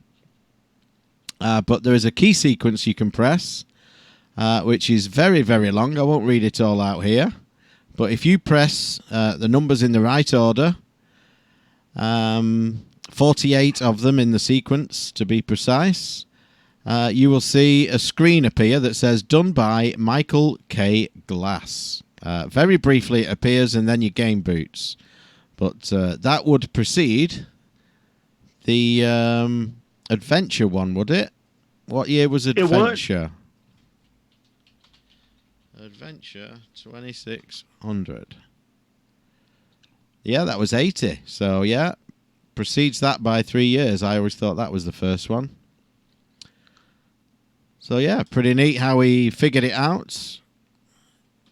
And I'm not sure how many people have a working Fairchild Channel F these days, but Well, I do. You do. You'll have to And try in it. fact, I've got the custom cart that was made just for the Channel F files. So it boots up with the Channel F files logo before going into the gameplay. So, 50 years from now, when I'm dead and gone, and somebody ends up with that cart by whatever route it gets out there, they're going to be awfully mystified. What the hell is this? Yeah. So, got one here from Mike James. Sound Blaster AE9 review. Do you really need a sound card in 2019? Well, answering for myself, no. The sound cards, I mean, obviously the history of sound cards is early PCs had, if anything, a speaker. PCs simply just did a beep, had a system beeper. Systems like the Commodore 64 had, great sound chips that are still legendary to this day. And, so for a long time, sound cards were a thing to get enhanced music over the PC beeper. And, as they started putting this chip directly on the motherboard, there were still better ones available. But eventually the stuff on the motherboard was so darn good, you stopped buying these aftermarket sound cards. Well, the question, though, so for me, I'm not a PC gamer, really. I have all Linux boxes. I don't even have, well, other than I do have a DOS box here that's, a 300 megahertz K62 and all. But I don't have any tower or desktop type PCs anymore. Everything I have is all laptops now. So do I need a sound card? No, absolutely not. So if I had a PC, the built-in sound function would probably be more than enough and perfectly good for me. So no, I don't need a sound card at all. But this A9, as they spec it out here, has actually quite a few things. I mean, it's got its own external module. It has, XLRs, 1/8-inch jacks, for somebody doing, Atmos connectivity, all kinds of stuff. For somebody doing, audio production or real high-end video editing, this would be, yeah, sure, a viable product. It would do more than what's in the PC. So absolutely, I could see a market for this. One of the most disappointing audio tracks or whatever, I guess you could call it, I've heard in 20 years is there's a show called Jay Leno's Garage. And Jay Leno, he's a comedian. He hosts the thing. And he's got this beautiful garage. So sometimes he goes through and reviews his cars. Other times people bring in, either a new car or a custom car. And a lot of times he goes out to all these car shows in California. And he'll run into somebody out there. Hey, this is an amazing car. Why don't you bring it down? We'll do an episode, right? And he records from a variety of sources. He's got, a lot of nice cameras. And you could tell the camera work is professional. But, he'll go out and do rides, drives, whatever. And every audio source, be it a microphone, a camera, a boom mic, the helmet mic, all these different things are at completely different levels, right? And with existing software, you can literally go through, highlight, select all, and click normalize and make them all the same level. He won't do it. That step is not taken. And it's been going on and on for years, ever since the first episode of Leno's Garage. And it is atrocious. I mean, it's the worst audio mixing ever. I wish they would send him one of these with instructions on how to use it. I mean, the guy is a multi-millionaire. Seems like a super nice guy, Can't he get this right? For a guy that worked in television, kind of like most of his adult life, you'd think he'd know. You'd think he'd watch one episode of his own show and go, Jesus, why is the audio 37 different levels? Fix this. But no. Speaking of great sounds, I was at a motorhome show last weekend in Lincoln, the last one of the season, the Lincoln Showground. Huge place, loads of RVs and caravans there. Picking up the last-minute deals. If you want to buy a motorhome, then was the time to do it, I should say. There was supposed to be a flyover by some vintage aircraft. And it was supposed to be 3 or 4, but in the kind of brochure it said, subject to availability. The it didn't say all this, but planes break down. What it did say is, the RAF may get called away somewhere and they may not be able to do it. And it was supposed to happen at like 3:30.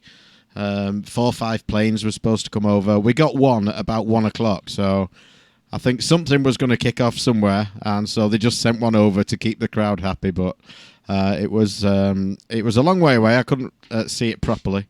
I think it was a Spitfire or something very similar, but sounded amazing. Yeah, I saw the video. It could have been a Hawker. It could have been a hurricane. Who knows? Yeah. It was just very distant and very. It was a low-wing propeller-powered aircraft. How about that? Yeah, it was. It was. So good to see it anyway, whatever it was. So got one here from Sparklepus, and it says the Apple Arcade is coming, right? And here's Apple's release. Apple today announced the Applecade, or Apple Arcade, will be available on the App Store on Thursday, September 19th with iOS 13, offering an all-new way to enjoy games without limits. Somehow, I think the terms and conditions is longer than the code in the game itself, probably. So basically, there's over 100 new exclusive games, all playable across iPhone, iPad, iPod Touch, Mac, Apple TV, blah, blah, blah. 1 month free trial user. After that, it is $5 a month. Is there a shortage of games in the App Store? I don't know. No, but there's a shortage of like games that aren't just riddled with, trying to get nickel and dime you basically. And this is a way for them to kind of get games that are not predatory. They're just games that are good games in theory. The standard sort of games like back in the early days of the App Store sort of thing, before everyone just worked out all the psychological bullshit of how do we like make people's minds, make them want to pay us microtransactions. And it's quite in terms of our interest. There's a Frogger game on there which has been developed by Q Entertainment, who are pretty decent studio. So that could be interesting. I've not seen anything of that. There's a new Choo Choo Rocket, which looks all right. Focuses more on the puzzle mode rather than the multiplayer sort of standard mode, but you can still do that. So it's interesting, and it's the way it sort of seamlessly switches between like touch input and controller input, and you can they've just opened up the iOS ecosystem to Xbox pads and PlayStation 4 pads, and basically anything that's Bluetooth now. It's kind of an interesting step for Apple. How long it will maintain feasibility and what the deals are for the developers, I don't know, but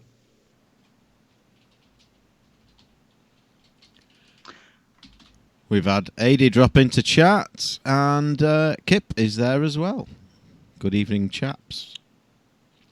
You're just in time to look at some Shenmue footage. If I do this and then do this, you'll see some video footage of Shenmue 3, which has been delayed to make it better, as we know. But it will come at some point. I don't see me being that excited about it. The first one was not really my cup of tea. I did play it. I thought it was amazing because of the console it was on. Yeah, well, I watched a video on it today, actually, and what they did to make the weather realistic, they went back and found actual weather reports for the area and for the time, and so the weather you see in the game is supposedly the actual weather they had at the time. Yeah, I mean, a lot of the stuff they did was, and that being there, I was the right age, the right time, into all the magazines, into all the news cycles and hype train, and well into the Dreamcast. Had just a bit of disposable income at the time, starting to get that. It was just a fascinating thing, and and I like adventure games, the old traditional adventure point and click sort of style adventure games, which is kind of an evolution of that, but with then a bit of Virtua Fighter sort of sprinkled in here and there. But I mean, I didn't play the second one until it was just before. This was probably 6 or 8 years ago, actually. Now, bloody hell, time flies. And that was enjoyable, but I sort of went in knowing that there was going to be flaws to it, and sort of I watched someone replay the first one again a couple of years ago, and it's like, yeah, this, it was after the Kickstarter for the new one, and you just watch it going like, yeah, like people, it's not gonna hold up to people who've not got any kind of nostalgia or any sort of understanding of what this was achieving at the time. There's not actually like that compelling a game there unless you sort of really are into the odd way it sort of deals with time and things like that. And at the time it worked for me because it'd be like, oh well, so the next thing I need to do isn't going to happen for another like 12 hours in game, which is 10 minutes in real life. And it's like, what would I do in real life if I had to wait? Oh, I'd just probably stand around and have a smoke. And so I'd just sit there and have a smoke and just leave it idling until it sort of caught up on time. And there's this whole weird thing with it. And See, I find that to be an annoyance. Like they use that in Zelda, Breath of the Wild. They use it in Fallout 4. And sometimes it's like, all right, wait. At least sometimes you can sit and accelerate. I find that to be an annoying game dynamic. So yeah, I don't think it's like the third one's going to get, I don't think it's going to be objectively actually a good game. But if you go in wanting basically more of that Shenmue thing and understanding and knowing what you're getting into, I think it will satisfy what they want, and that's what all the people who've been clamoring for Shenmue 3 for years, that's what they've all been asking for, I suppose. Probably right. Got one here from Dave Lanky, and it's something a couple other people hit me up about too. Billy Mitchell is taking legal action against Twin Galaxies. Well, he's threatening legal action against Twin Galaxies. I'm going to take legal action against my computer. It's just locked up again for the third time this session. I can't. I literally can't read the article. I was like, completely locked up. So I've downloaded the PDF and I'm meant to sit and make some time to read it, but I haven't got around to it yet. But it's just from the front cover. Like it's worth. So he's for those who don't know, he's submitted a PDF document, which is arguing his case, and this is a 561 page PDF document or something. Mm-hmm. But it's worth downloading or at least tracking down like somewhere that's got it just to see the photo he's used for the front cover of what he thinks is promoting him in a good light to sort of try and do this whole legal case to get potential legal case to get everything reinstated in the Guinness Book of Records and stuff. I think it'll be quite an interesting browse through this document. See, I thought that, and then I downloaded the PDF and I started looking through it, and I thought, you know what, life's too short, and I didn't get any further. And I think life is too short, and at the end of the day, this is a high score on a video game from fucking 40 years ago, nearly. What the actual fuck? And I can't stress that enough. What the actual fuck? If I was running Twin Galaxies, I'd see this letter and I'd just shut the fucking site and go out and do something different. I mean, really? Is it really that important? Really that relevant? I mean, even if I mean, look, even if he wins his legal case and gets his high scores reinstated, does he increase his stature any? Do people think he's any less of a dick for doing this? I mean, really, it's just ridiculous. If anybody, let's say person A. I'm not saying person A to say something shitty about Billy Mitchell and then obfuscate. I'm literally just saying person A, okay? If person A had this, a lawsuit against, Twin Galaxies saying, this is, my record, blah, blah, blah, okay, all right. And I think my first reaction would be somewhat of UK Mike of like, no, just delete, go work on my car, work on my airplane. I just got something else to do. This is, as you said, it's a fucking video game score from 40 years ago. And I don't think I would spend money on the resource. So if he actually does spend money and goes through, and person A spends money and goes through a court case, I think, and I was told you will reinstate this person on your website. Where does it end, right? I mean, everyone else is controlling your content then. Like, so if I do a YouTube video about, say with Willie, about a certain classic toy, and somebody objects, right? And it comes, it's like, oh, you have to reinstate that video about, the Amazatron car because somebody wanted to watch that. Delete them all. I'm out, right? So my one of my reactions would be to, flip it, game over, flip the table and walk away. The other reaction would be to put something like, local fuckwit retains score for, game. And, make the whole thing a mockery, No, I mean, look, somebody runs a score site and ranks scores. That's their site. They have the right to use whatever content they want. I think Billy's really barking up the wrong tree on this one. I don't know why. I don't know why he'd be this, spun up about it. But I don't think it's worth the fuss. I mean, Billy, I know has a restaurant. I mean, he has, the hot sauce line. I mean, he's got a great family. I mean, you should have heard the enthusiasm, a couple of years ago. I think his son's out of college now. He told me about his son going off, to play a game and how he won't miss a game. I mean, he's got so many things in his life beyond a score on a given game that has fallen into question. I just think there's better things to do with your time and your resources. Yeah, one of those would be perhaps this, sent in by Glenn Minette and Dave Lanke. I should have the video ready to go. And this is a new Elvira pin from Stern Pinball. Why is it not playing on there? It will in a moment. There it is. It is playing on there. So this is the new pin, Elvira's House of Horrors. Have you seen the trailer video for it? Oh, yeah. Yeah, it looks like a good-looking pin, to be honest. I've been a bit hit and miss on some of the recent games. I did enjoy the Monsters. And this looks good. I mean, I do like horror and horror-themed stuff anyway. But some of the more recent tables, I wasn't too keen on this. This looks to be a good one. Loads of toys, loads of stuff going on. Not too much given away in the trailer, but I recommend you watch it. I'm looking forward to this one. And, the thing is for me, pinball, I love pinball. I love collecting pinball machines. I don't necessarily have a huge drive to go out and get new pinballs unless it's a theme I really like. I don't want to just get a pinball because there's a new pinball.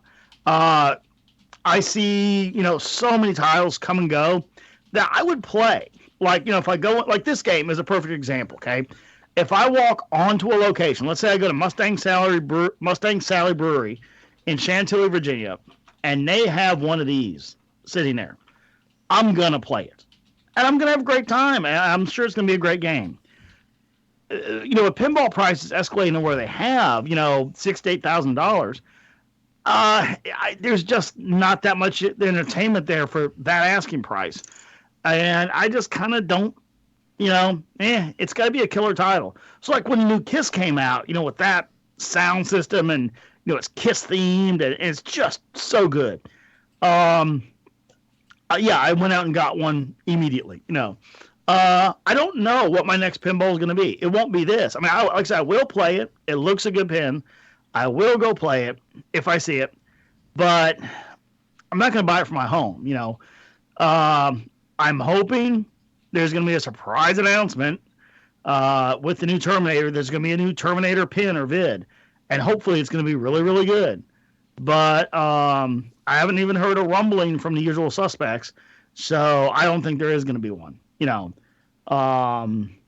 I don't know. I don't know what my next pin is going to be. I kind of stopped really, really, really looking because most of the time it's something like this. I play that. Yeah, no interest in buying it. I'm just kind of hoping that sooner or later, something's just boom, going to explode on the radar and I'll be lining up to get it. It seems to happen every 2 to 5 years now. What I did like about this from watching the video is, obvious LED bulbs aside, all the sort of the artwork and the mansion in the background, the toy used for that, it all looked aesthetically, it had a definite, like, brand new but still very sort of, probably sort of felt a bit 80s-ish like vibe, like look to it.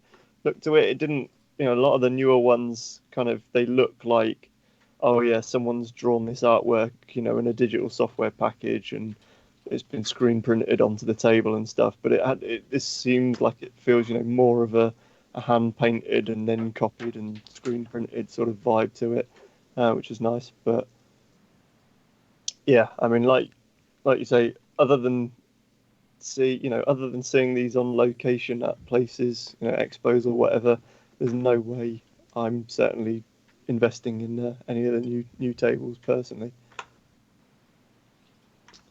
One thing I think you will invest in is the Llamasoft Kickstarter. I was just about to take that one, and yes, I have invested in it. Friend of the show, Jeff Minter, of course, and Giles, who from this Kickstarter I've found his real name is Ivan Zorzin. Yeah, I found that as well. I assumed it was just Giles, which was a very strange name for an Italian, but I went with it. But this is a video that's it's going to be a film that's created by a guy called Paul Doherty, and he's been wanting to make this for a while, quite a few years, I know. And so basically, it's all about Jeff Minter and later on Giles, their history of creating video games right back from the early 80s through to modern day, and how Jeff's kept, he's clearly he's not, as we know, he's not done anything for commercial reasons. He's just made stuff that are interesting to him, and then to his subset of fans obviously latch onto that. He's not sort of bowed down and tried to do anything just to make a quick buck. And like, even when he moved to iOS and did all the stuff on there, it was all very much, it was very much a Jeff Minter game. It felt like these could have been Amiga demos that he was making, and he was hoping to make some money off them, and the rush to the bottom that happened at the time with the iPhone and the iPad stores in terms of gaming sort of basically crippled any chance of that happening. And yeah, so this is kind of a cool, fun film. It's not looking like it's going great. There's 16 days to go. It's just under £18,000 of an £80,000 goal. So possibly not hugely what's the popular. I think of the word. And Jeff on the show said he hates doing publicity and promotion. He just doesn't do it, and I don't think that's probably helping his cause in this instance. Well, I mean, it's not Jeff that's doing this project so much, but yeah, I think there's a very much an ethos. There'll be his group of fans and that will want to pay. Very much looking forward to pay for it. But then, sort of the guys in all my gaming circles, that are, like playing his games and stuff. A lot of them are kind of, yeah, I really want to watch this, but not really enough to want to pay for it, sort of thing. So it might get a last minute rush. It might get made anyway. You never know, because there's, they've put some clips up of interviews and stuff. So there's quite a lot of footage already done by the looks of things. So, it might just be that they'll not get the full amount. It won't be successful, but they'll come back some other way and still produce it, maybe a lower budget, and they'll sort of get it out there for people. But one thing that is out there for people came from Per Holmstrom, and it is Space Orbs for the C64. Interstellar aliens have arrived in the vicinity of Earth with ill intent. We've seen that story somewhere before. I thought I had it open. There it is. I can play the little video for you there. So I grabbed it. It comes with a PDF manual. There's a few versions of the game. So I'm always a fan of a new C64 game. So I'll give it a go. It looks to be kind of almost Buster Move style, but you're shooting from the side rather than upwards. But looks interesting, and I shall give it a try. All right, I got some stuff going here again. I'll say, so I've just gone into the first sort of proper Mario Kart World Tour race, and it appears that everything is like fully on. It's just completely online against actual real people, by the looks of this, which is interesting. It feels like it handles like shit. Does it? As an early indication, but those in the live news feed can actually see me playing it badly. Yeah, I didn't expect it to. I thought it might be against AI, but I really hope it's cross-platform because Millie's going to get it, so it'd be good if I could it might play be. It didn't sort of give you any indication of, it just had a lobby and people joined it. These people could be on any platform, I guess. So is that you playing the actual game? How have you done that? I've got an HDMI adapter in my tablet. Oh, right. Unfortunately, my tablet's getting a bit old now, so it's running like a bit of a piece of dog shit. So got one here from a couple people, to include Mike and Mark, and it's a friend of ours, Jerry Ellsworth, is doing a new round of crowdfunding for the Cast AR, and they hit their target in less than 24 hours. Now, this is something that it was years ago that they put this thing out there and said, hey, here's what it can do, right? And the hardware was there, it worked, and they showed certain demo games like being able to design out a dungeon, and then people from different locations all look down on the dungeon like they're sitting there playing D&D at the same table.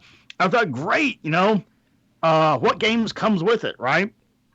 Well, it's just a demo of what it could do. Okay, so what am I buying? What does it do? And I'm gonna have to give it another look because it looks like they raised $500,000 from 1,143 backers, and they still have 33 days to go. So yeah, it looks like they're making it. Now, AD was in chat earlier. He's a huge board game fan. I hope he's still there. I don't know if he's dropped off, but this does look amazing. And I remember they bought the technology from somebody. Somebody came up with it. I think Jerry was working at the company who did it, and they folded, or they... Well, they were working at Valve, and Valve gave them permission to go off and play. That's right. That's where this came from. And it does look incredible. I mean, some of the stuff you could do with this is... Well, we've yet to see, but there's some clever people out there who will do lots of good stuff with this. But it does look amazing. You look a bit of a geek with the glasses on, but hey, whatever. Well, I hope it, and they make a point in here, and it's very correct. More units equals more games. I want to know what games are coming. And normally, it's kind of a funny thing for me to say because so many times I look at it like, all right, this is a cool piece of hardware. Well, we'll see if games show up, right? But I guess in recent history, I've bought enough cool hardware that has nothing to do on it that I kind of now am starting to look a little more carefully at what comes out. Nintendo, I'm looking in your direction with the last two consoles you made. The Wii had literally like 2 games. The Switch, the only thing I collect for the Switch is dust. And, once I played Zelda and once I played the new Mario one, I'm kind of sitting around waiting for something. Not a lot of content that interests me. Whereas the PS3 and the Xbox are killing it with tons of content. So, yeah, I before I buy one of these, I'm going to kind of look at what's going on, because just buying hardware for the sake of hardware that doesn't have anything to do with it is kind of getting old. So I'm hoping, and I have not looked at it yet. I'm going to look at it probably later today, or at least tomorrow, and see, what exactly is coming out when this thing launches. And if it's nothing good, I'll probably hold off.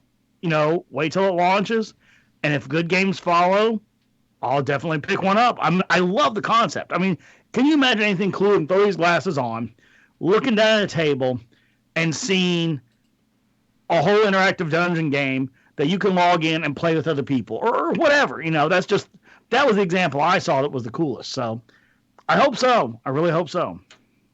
Yeah, me too. And I hope the cost of developing games for it isn't prohibitive. I can't see it being that expensive. It's software at the end of the day. But yeah, I mean, they're not going to have, the expensive part is time, and if there's any licensing fees for, the platform holder and, getting through certification processes and stuff. But they're going to be wanting to attract as many people as they can. So they're going to keep the barriers to entry pretty low, you'd hope. You would hope so. So we can run into one that Random sent in here. We were talking in WhatsApp the other day about a possible visit to Arcade Club sometime soon, who now have Brewdog beer on draft. So we can go and sample that. Maybe play some games as well. They've got the one in Leeds as well, which we've not been to yet. And Random sent this one in. Vintage Gaming Arcade Retro Replay to open in Norwich. Let's have a look here. Owner Glenn MacDonald is shown here with his collection of arcade machines at Retro Replay in Norwich's Castle Mall. So 2 floors of retro gaming are getting ready to open before the end of September. So by the time you hear this, it will likely be open. Let's hope so. And that's not a terrible journey for Septic to knock on AD's door and get him to drive him over there. No, not too far He at could all. drive himself. No, he couldn't. Yeah, well, not legally, well, anyway. Saying that, the trip through East Anglia to Norwich is pretty fucking horrible. A47, I used to do it. Was it? No, it's it wasn't A43, Norwich. isn't it? It was Kings Lynn I used to go to out that way, sorry. Down the A47 to Bachelors to pick up a load of soup. Norwich and Cromer, places like that. Yeah. And it was you'd always just it's this single carriageway major road, but inevitably stuck behind a tractor doing 40 miles an hour with a 3-mile queue of people behind it. Yeah. Fucking terrible. Well, got one here from Peter Gibbs for all your archiving needs. And he says here, I can picture this as Scott's NAS solution sitting right next to the Tandy and Amiga. Well, not so much, but the point of the article here is tapes are still alive for archiving. And they still are the premier media when it comes to price per capacity. And they get into a specific format here. The LTO8 and LTO7. So you get 9 terabytes of storage or 22.5 terabytes compressed per tape. And they're about $59 each. That's a lot. That's a lot of capacity. Actually, it's not a terrible idea. So, let's say you've got a NAS and you're sitting there with, 8 terabytes on it, right? Do you build another one to back up to, or do you back up to one tape? Not kind of the worst idea ever. So, the transfer rates are, of course, what you expect from a tape, but still, 300 megabyte per second, 1 terabyte per hour. So, you kick this thing off, you go to bed, and it's by the time you wake up, it's backed up your, 8 terabyte drive. So, yeah, I mean, still around, they still work. The only problem is the actual drive. You can spend a whole lot of money for the drives. So for, your home solution, probably not the best ever, unless I've certainly seen these tape drives in decommissioned servers. I see these all the time on eBay, on Craigslist. A company will pull out a end of life, end of contract server, and what company is going to install one that's 4 or 5 years old, right? So you can get something like a 4 processor, server with, terabyte, gigabytes and gigabytes of RAM and terabytes of solid drive space that, is perfectly good for like $300. So there's some tremendous hardware out there for the price. And I have seen some of these tape drives in some of these servers, going for $300, and it's probably a, $1,200 drive. So I think I've got 3 decommissioned servers with tape drives in at work that would take these LTO tapes. They just came to end of life. The tapes some of them were failing, and it just came time to replace them with drives. So we did it a few years ago, but they're still there. They're awaiting collection now. I think we keep hold of stuff. We have like 2 or 3 phases of decommissioning. So, like your production SAN will go to become a backup SAN, and then you'll have it as an archive SAN because we hold on to, student work for a couple of years after they leave, and then it'll go from there into awaiting collection, and then it gets collected and, officially disposed of kind of thing. So I've got a couple of these knocking about. We had, we just moved offices this year, and our store cupboard just had boxes and boxes and boxes and boxes and boxes of tapes, all sorts of every format of floppy there's ever been, magneto-optical discs, everything. And why we still had it all, because we were kind of like, shit, do we need to keep this? Do we need to take this with us? And it's like, well, A, we probably can't read any of it. B, the theory is that all of that stuff has been backed up into like 3 separate data centers that the company owns around the world, and so hopefully it's just floating around there, and multiple redundancy. We don't really need to worry about keeping hold of these just vast boxes of tapes that we have nowhere to store in the new office. So kind of cool though to sort of rifle through it all and see some of the stuff. I found some interesting like Red Hat 3 install packages and all sorts of stuff. I snaffled them away. We cleaned out my company storage room recently, and I found a bunch of company ashtrays. That's a relic. Nice. Welcome to the company. Here's your ashtray. They ain't giving those out anymore. Yeah, we used to give out key rings with bottle openers on them, but yeah, it's been a long time since I remember anyone smoking in a UK workplace. Well, I suppose it had been when I used to go with my dad to use Photoshop at his company in their art department, and like you could I'd go in on a Saturday morning and there was that lingering smell from everyone all having been smoking in there all week. So another one here. Bandai sues At Games over Miss Pac-Man mini arcade cabinet. So At Games released a Miss Pac-Man mini arcade cabinet, and it said that Bandai Namco Entertainment America has filed a lawsuit against developer At Games for alleged copyright infringement over its use of the Miss Pac-Man character. So it goes on to say that they wanted to sell plug-and-play devices featuring Miss Pac-Man. Bandai expressly rejected his proposal. And then At Games sent multiple licensing proposals to Bandai, some of which have been accepted. So basically what they're saying here is Bandai and At Games have done business together, but as it says here, at no point did they license Miss Pac-Man. The cabinet features copyrighted images, characters, and Bandai alleges that the Miss Pac-Man software was included without its permission. So, basically, At Games, apparently from this, the accusation is that they put,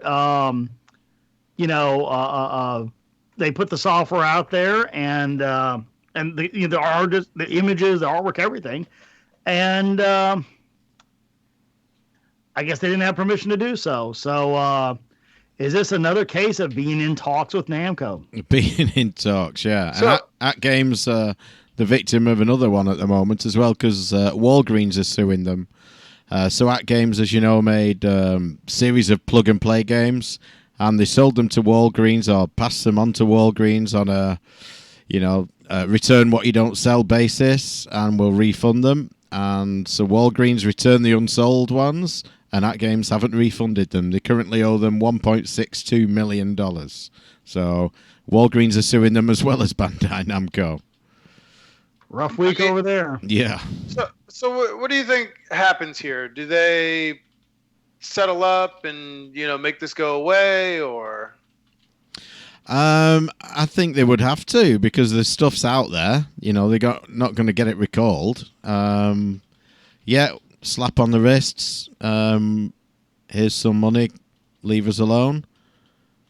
I mean, because they're kind of reliant on having good relationships with these publishers and whatnot. I mean, I guess it would also come down to, was it an oversight because they'd done business with them on other licenses? They bought other licenses and put games out. This particular one they didn't. Was it an oversight or was it malicious? Will it become a collector's item? I doubt it. It's an At Games product. Hey, I am very fond of the Intellivision flashback. Oh yeah, they did that as well, didn't they? Oh yeah, I've got one of those. Courtesy of Coleco. Mr. Shriver. Exactly, and the Coleco. Got one of those too. Every iteration of their Mega Drive stuff seems to get successively worse somehow, which Great. goes beyond all logic. But Well, at least it's a consistent trajectory. Yeah. Yeah. Speaking of Mega Drives, you had a story about Mega Drives. I have. I was just about to take that one. So I'm not going to go through much of it because it's quite a long article and an in-depth read. But to summarise, if any of you are chiptune fans, this is an article on Eurogamer that is about the sort of focusing in a bit on one guy, but sort of taking a more generalised approach to how people sort of create music using tracking software and so using Mega Drives, actual Mega Drives as the audio hardware on them as synthesizers, which is an interesting approach because when I was at Sumo, I worked with a guy who was always trying to buy on eBay a specific synthesizer that actually used not quite the same chip as the Mega Drive, but a very similar chip. So it would use the same patch files and would give you a very, very much a similar sound, probably a bit higher quality on the actual synthesizer. And he always wanted one so he could kind of make Mega Drive style music with it. But it was always, a bit too much. They'd always go for more than he'd want to pay. But it turns out there's ways now that obviously flash carts and things, and we know more about making serial cables for consoles these days that you can turn the actual hardware into one, with an EverDrive and a cable, possibly with a cable as well, and use the actual hardware on it. And gets into a fun bit later where there's an Atari VCS which is sort of then got a sort of guitar neck on it with a load of effects pedals and some joysticks on it, which all sort of don't know whether there's any circuit bending fun going on as well in there, or if it's just purely just using the hardware and going through analog wise through the effects pedals. But they're making sort of new instruments out of it, and the whole sort of fun way the scene's going these days. Quite cool if you're into that sort of stuff. Give it a read. Well, here's a great one to close out on. Holy cow, the Atari VCS. This thing is darn near taking on chameleon-like proportions. Yeah. Ken Carlson sent this in. Hey guys, since I never seem to be sending in news, but you did right here, Ken. It's all good. And so did Damian Thompson. What's that? And so did Damian Thompson. Yeah, Atari shenanigans from Mr. Thompson. Ken Carlson plans to start sending more news. Thank you, Ken. Here's a few tidbits on the VCS, or whatever might hypothetically be the VCS someday it could run cool without a fan. So here's the 3 bullet points to save your time. So, wow, Ken, this is a quality post. He has summed it up wonderfully here. Number 1, someone asked Atari on Reddit why they never delivered their promised huge news and updates this summer, and only vaguely responded they didn't mean technically by the end of summer. So just stay tuned. If that, I swear to God, man, if I went to the Atari website and saw Mike Kennedy as the PR man for this, I would honestly not be surprised. At which point, everyone collectively lost their temper over where the Indiegogo money went. Naturally, this was the stuff that I was quoting in our WhatsApp group this morning, and it's bizarre how close it is to just SoCal's thing, and so this is an article on the Register, and they summarize it at the end, and they put. So in summary, Atari has missed every single deadline it has ever set around the VCS console. It hasn't provided any updates for months despite repeat promises to do so. There is still no evidence that there's even a working prototype. The only man on the team with actual experience with building a games console is now the co-founder of another startup. And so there's, a bit about, they've asked Atari about it and they go, oh, well, our hardware guy, he works on multiple projects. It's fine. And so then they hardware guys are like that. No response. The only thing crazier than hardware guys working on multiple projects. Atari was booted off its own subreddit for deleting posts and comments it didn't like, because there was, an unofficial subreddit that they'd gone in and started deleting stuff, and people got pissed off with that. So they made their own take this one subreddit that they were, in charge of, and started deleting stuff off there again. And it's just complete flashbacks of the whole Chameleon VCS debacle. It's insane. It's got, it wouldn't surprise me if it is SoCal. And in some ways, it's almost like it's got to be SoCal, surely, that's behind this. Because why would they have? Surely they've looked at this other campaign and all the reporting on this other thing, and all of the deletions on Facebook and all of the fake prototypes and everything that they did wrong, and they didn't see all that go down and learn from it and put anything into place. They went, no, that's a good. Yeah, we'll copy that. That seems like the way to go. That seems successful. Hey, random. Why did people back on Indiegogo?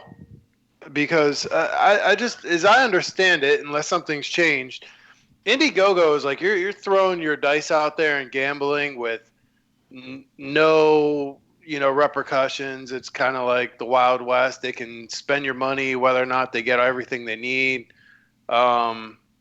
Where Kickstarter, they kind of guarantee it a little bit more, is my understanding, right? People are stupid. And people, I don't know. Not everyone knows some of the backstories to this and what's required to bring a product like this to market. They see a cool idea and they think, yeah, I'll have one of those. Here's my money. Without realising what's got to go into it and how far away it is, and that Atari isn't Atari anymore. I still think they look pretty cool. I'm not disputing that. Yeah. So let's go around the table here. Will it actually come out, or B, never sees the light of day? At this point, I'm probably 60% that it won't come out, and if it does, though, if the 40% does happen, I'm 85% sure there'll not really be any software support on it. That's a lot of numbers there. I think it will eventually see the light of day. It will be middle to end of next year. It will not do half of the things that they've said it will do. The things it does, it will do badly. And as Random says, there'll be no support for it and it'll go away very quickly.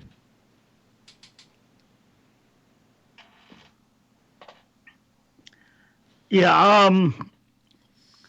Shit. If they didn't deliver anything by now, and they're, God, I love that phrase now, hardware guy. Something so innocuous, it's become so messed up now. If this guy's off working on another project and hasn't said a word, he's probably either been, and this is just guesswork, he's probably, in my best guess, either been soft fired from the project. Like literally, he hasn't heard back from Atari in 9 months and has just gone on to do something else because Atari is potentially off chasing some other source or promised vendor or whatever.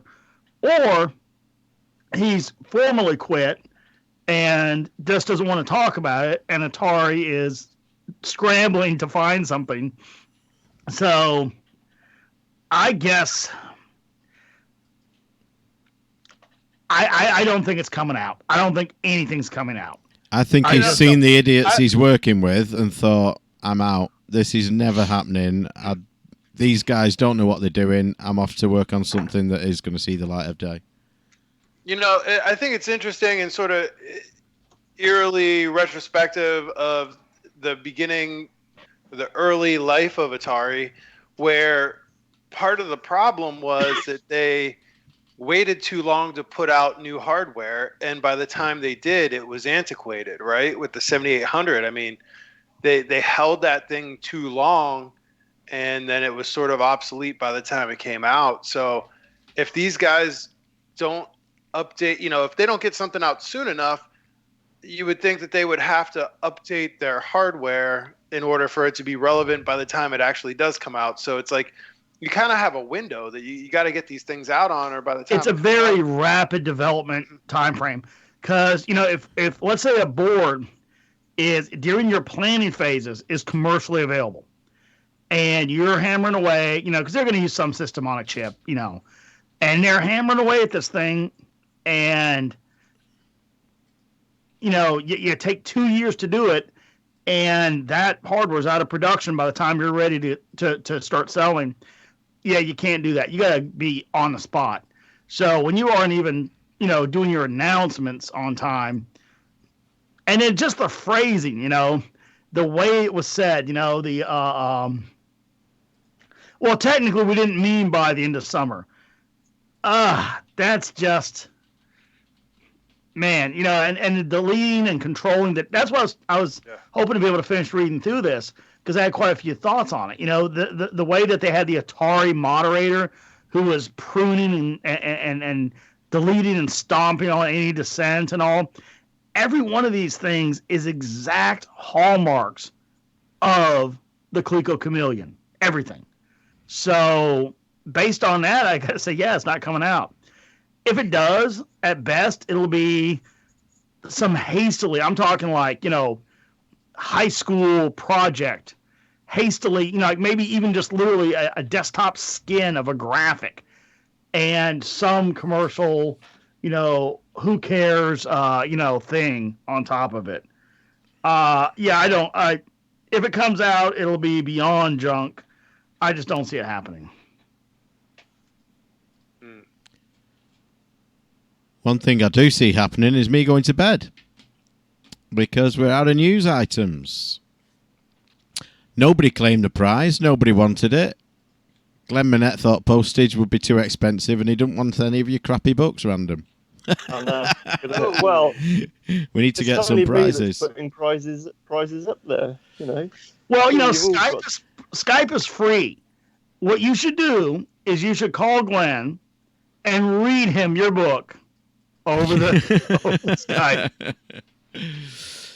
I'll have some prizes for next month. Actually, I've been clearing out, packing up my games and stuff. Some of them I want to keep. Some of them I'm going to let go. So I was going to throw them in the lucky dip, but I could give some away as prizes. So I'll sort through them, see what I've got. So we may have some games. They will be PAL games for the most part, but there you go. So, thank you to everyone who joined us. A few dropped in and out. Per Holmstrom just woke up and joined us about 10 minutes ago. Good timing. Yeah. Glenn Minette is wide awake because it's 9 a.m. where he is. Purse says, "Pal Games for the win." Absolutely. So, good night, everybody, and thank you for joining us. Say good night, everybody. Adios. I gotta bust out of here myself. So So real quick, I will. my orientation.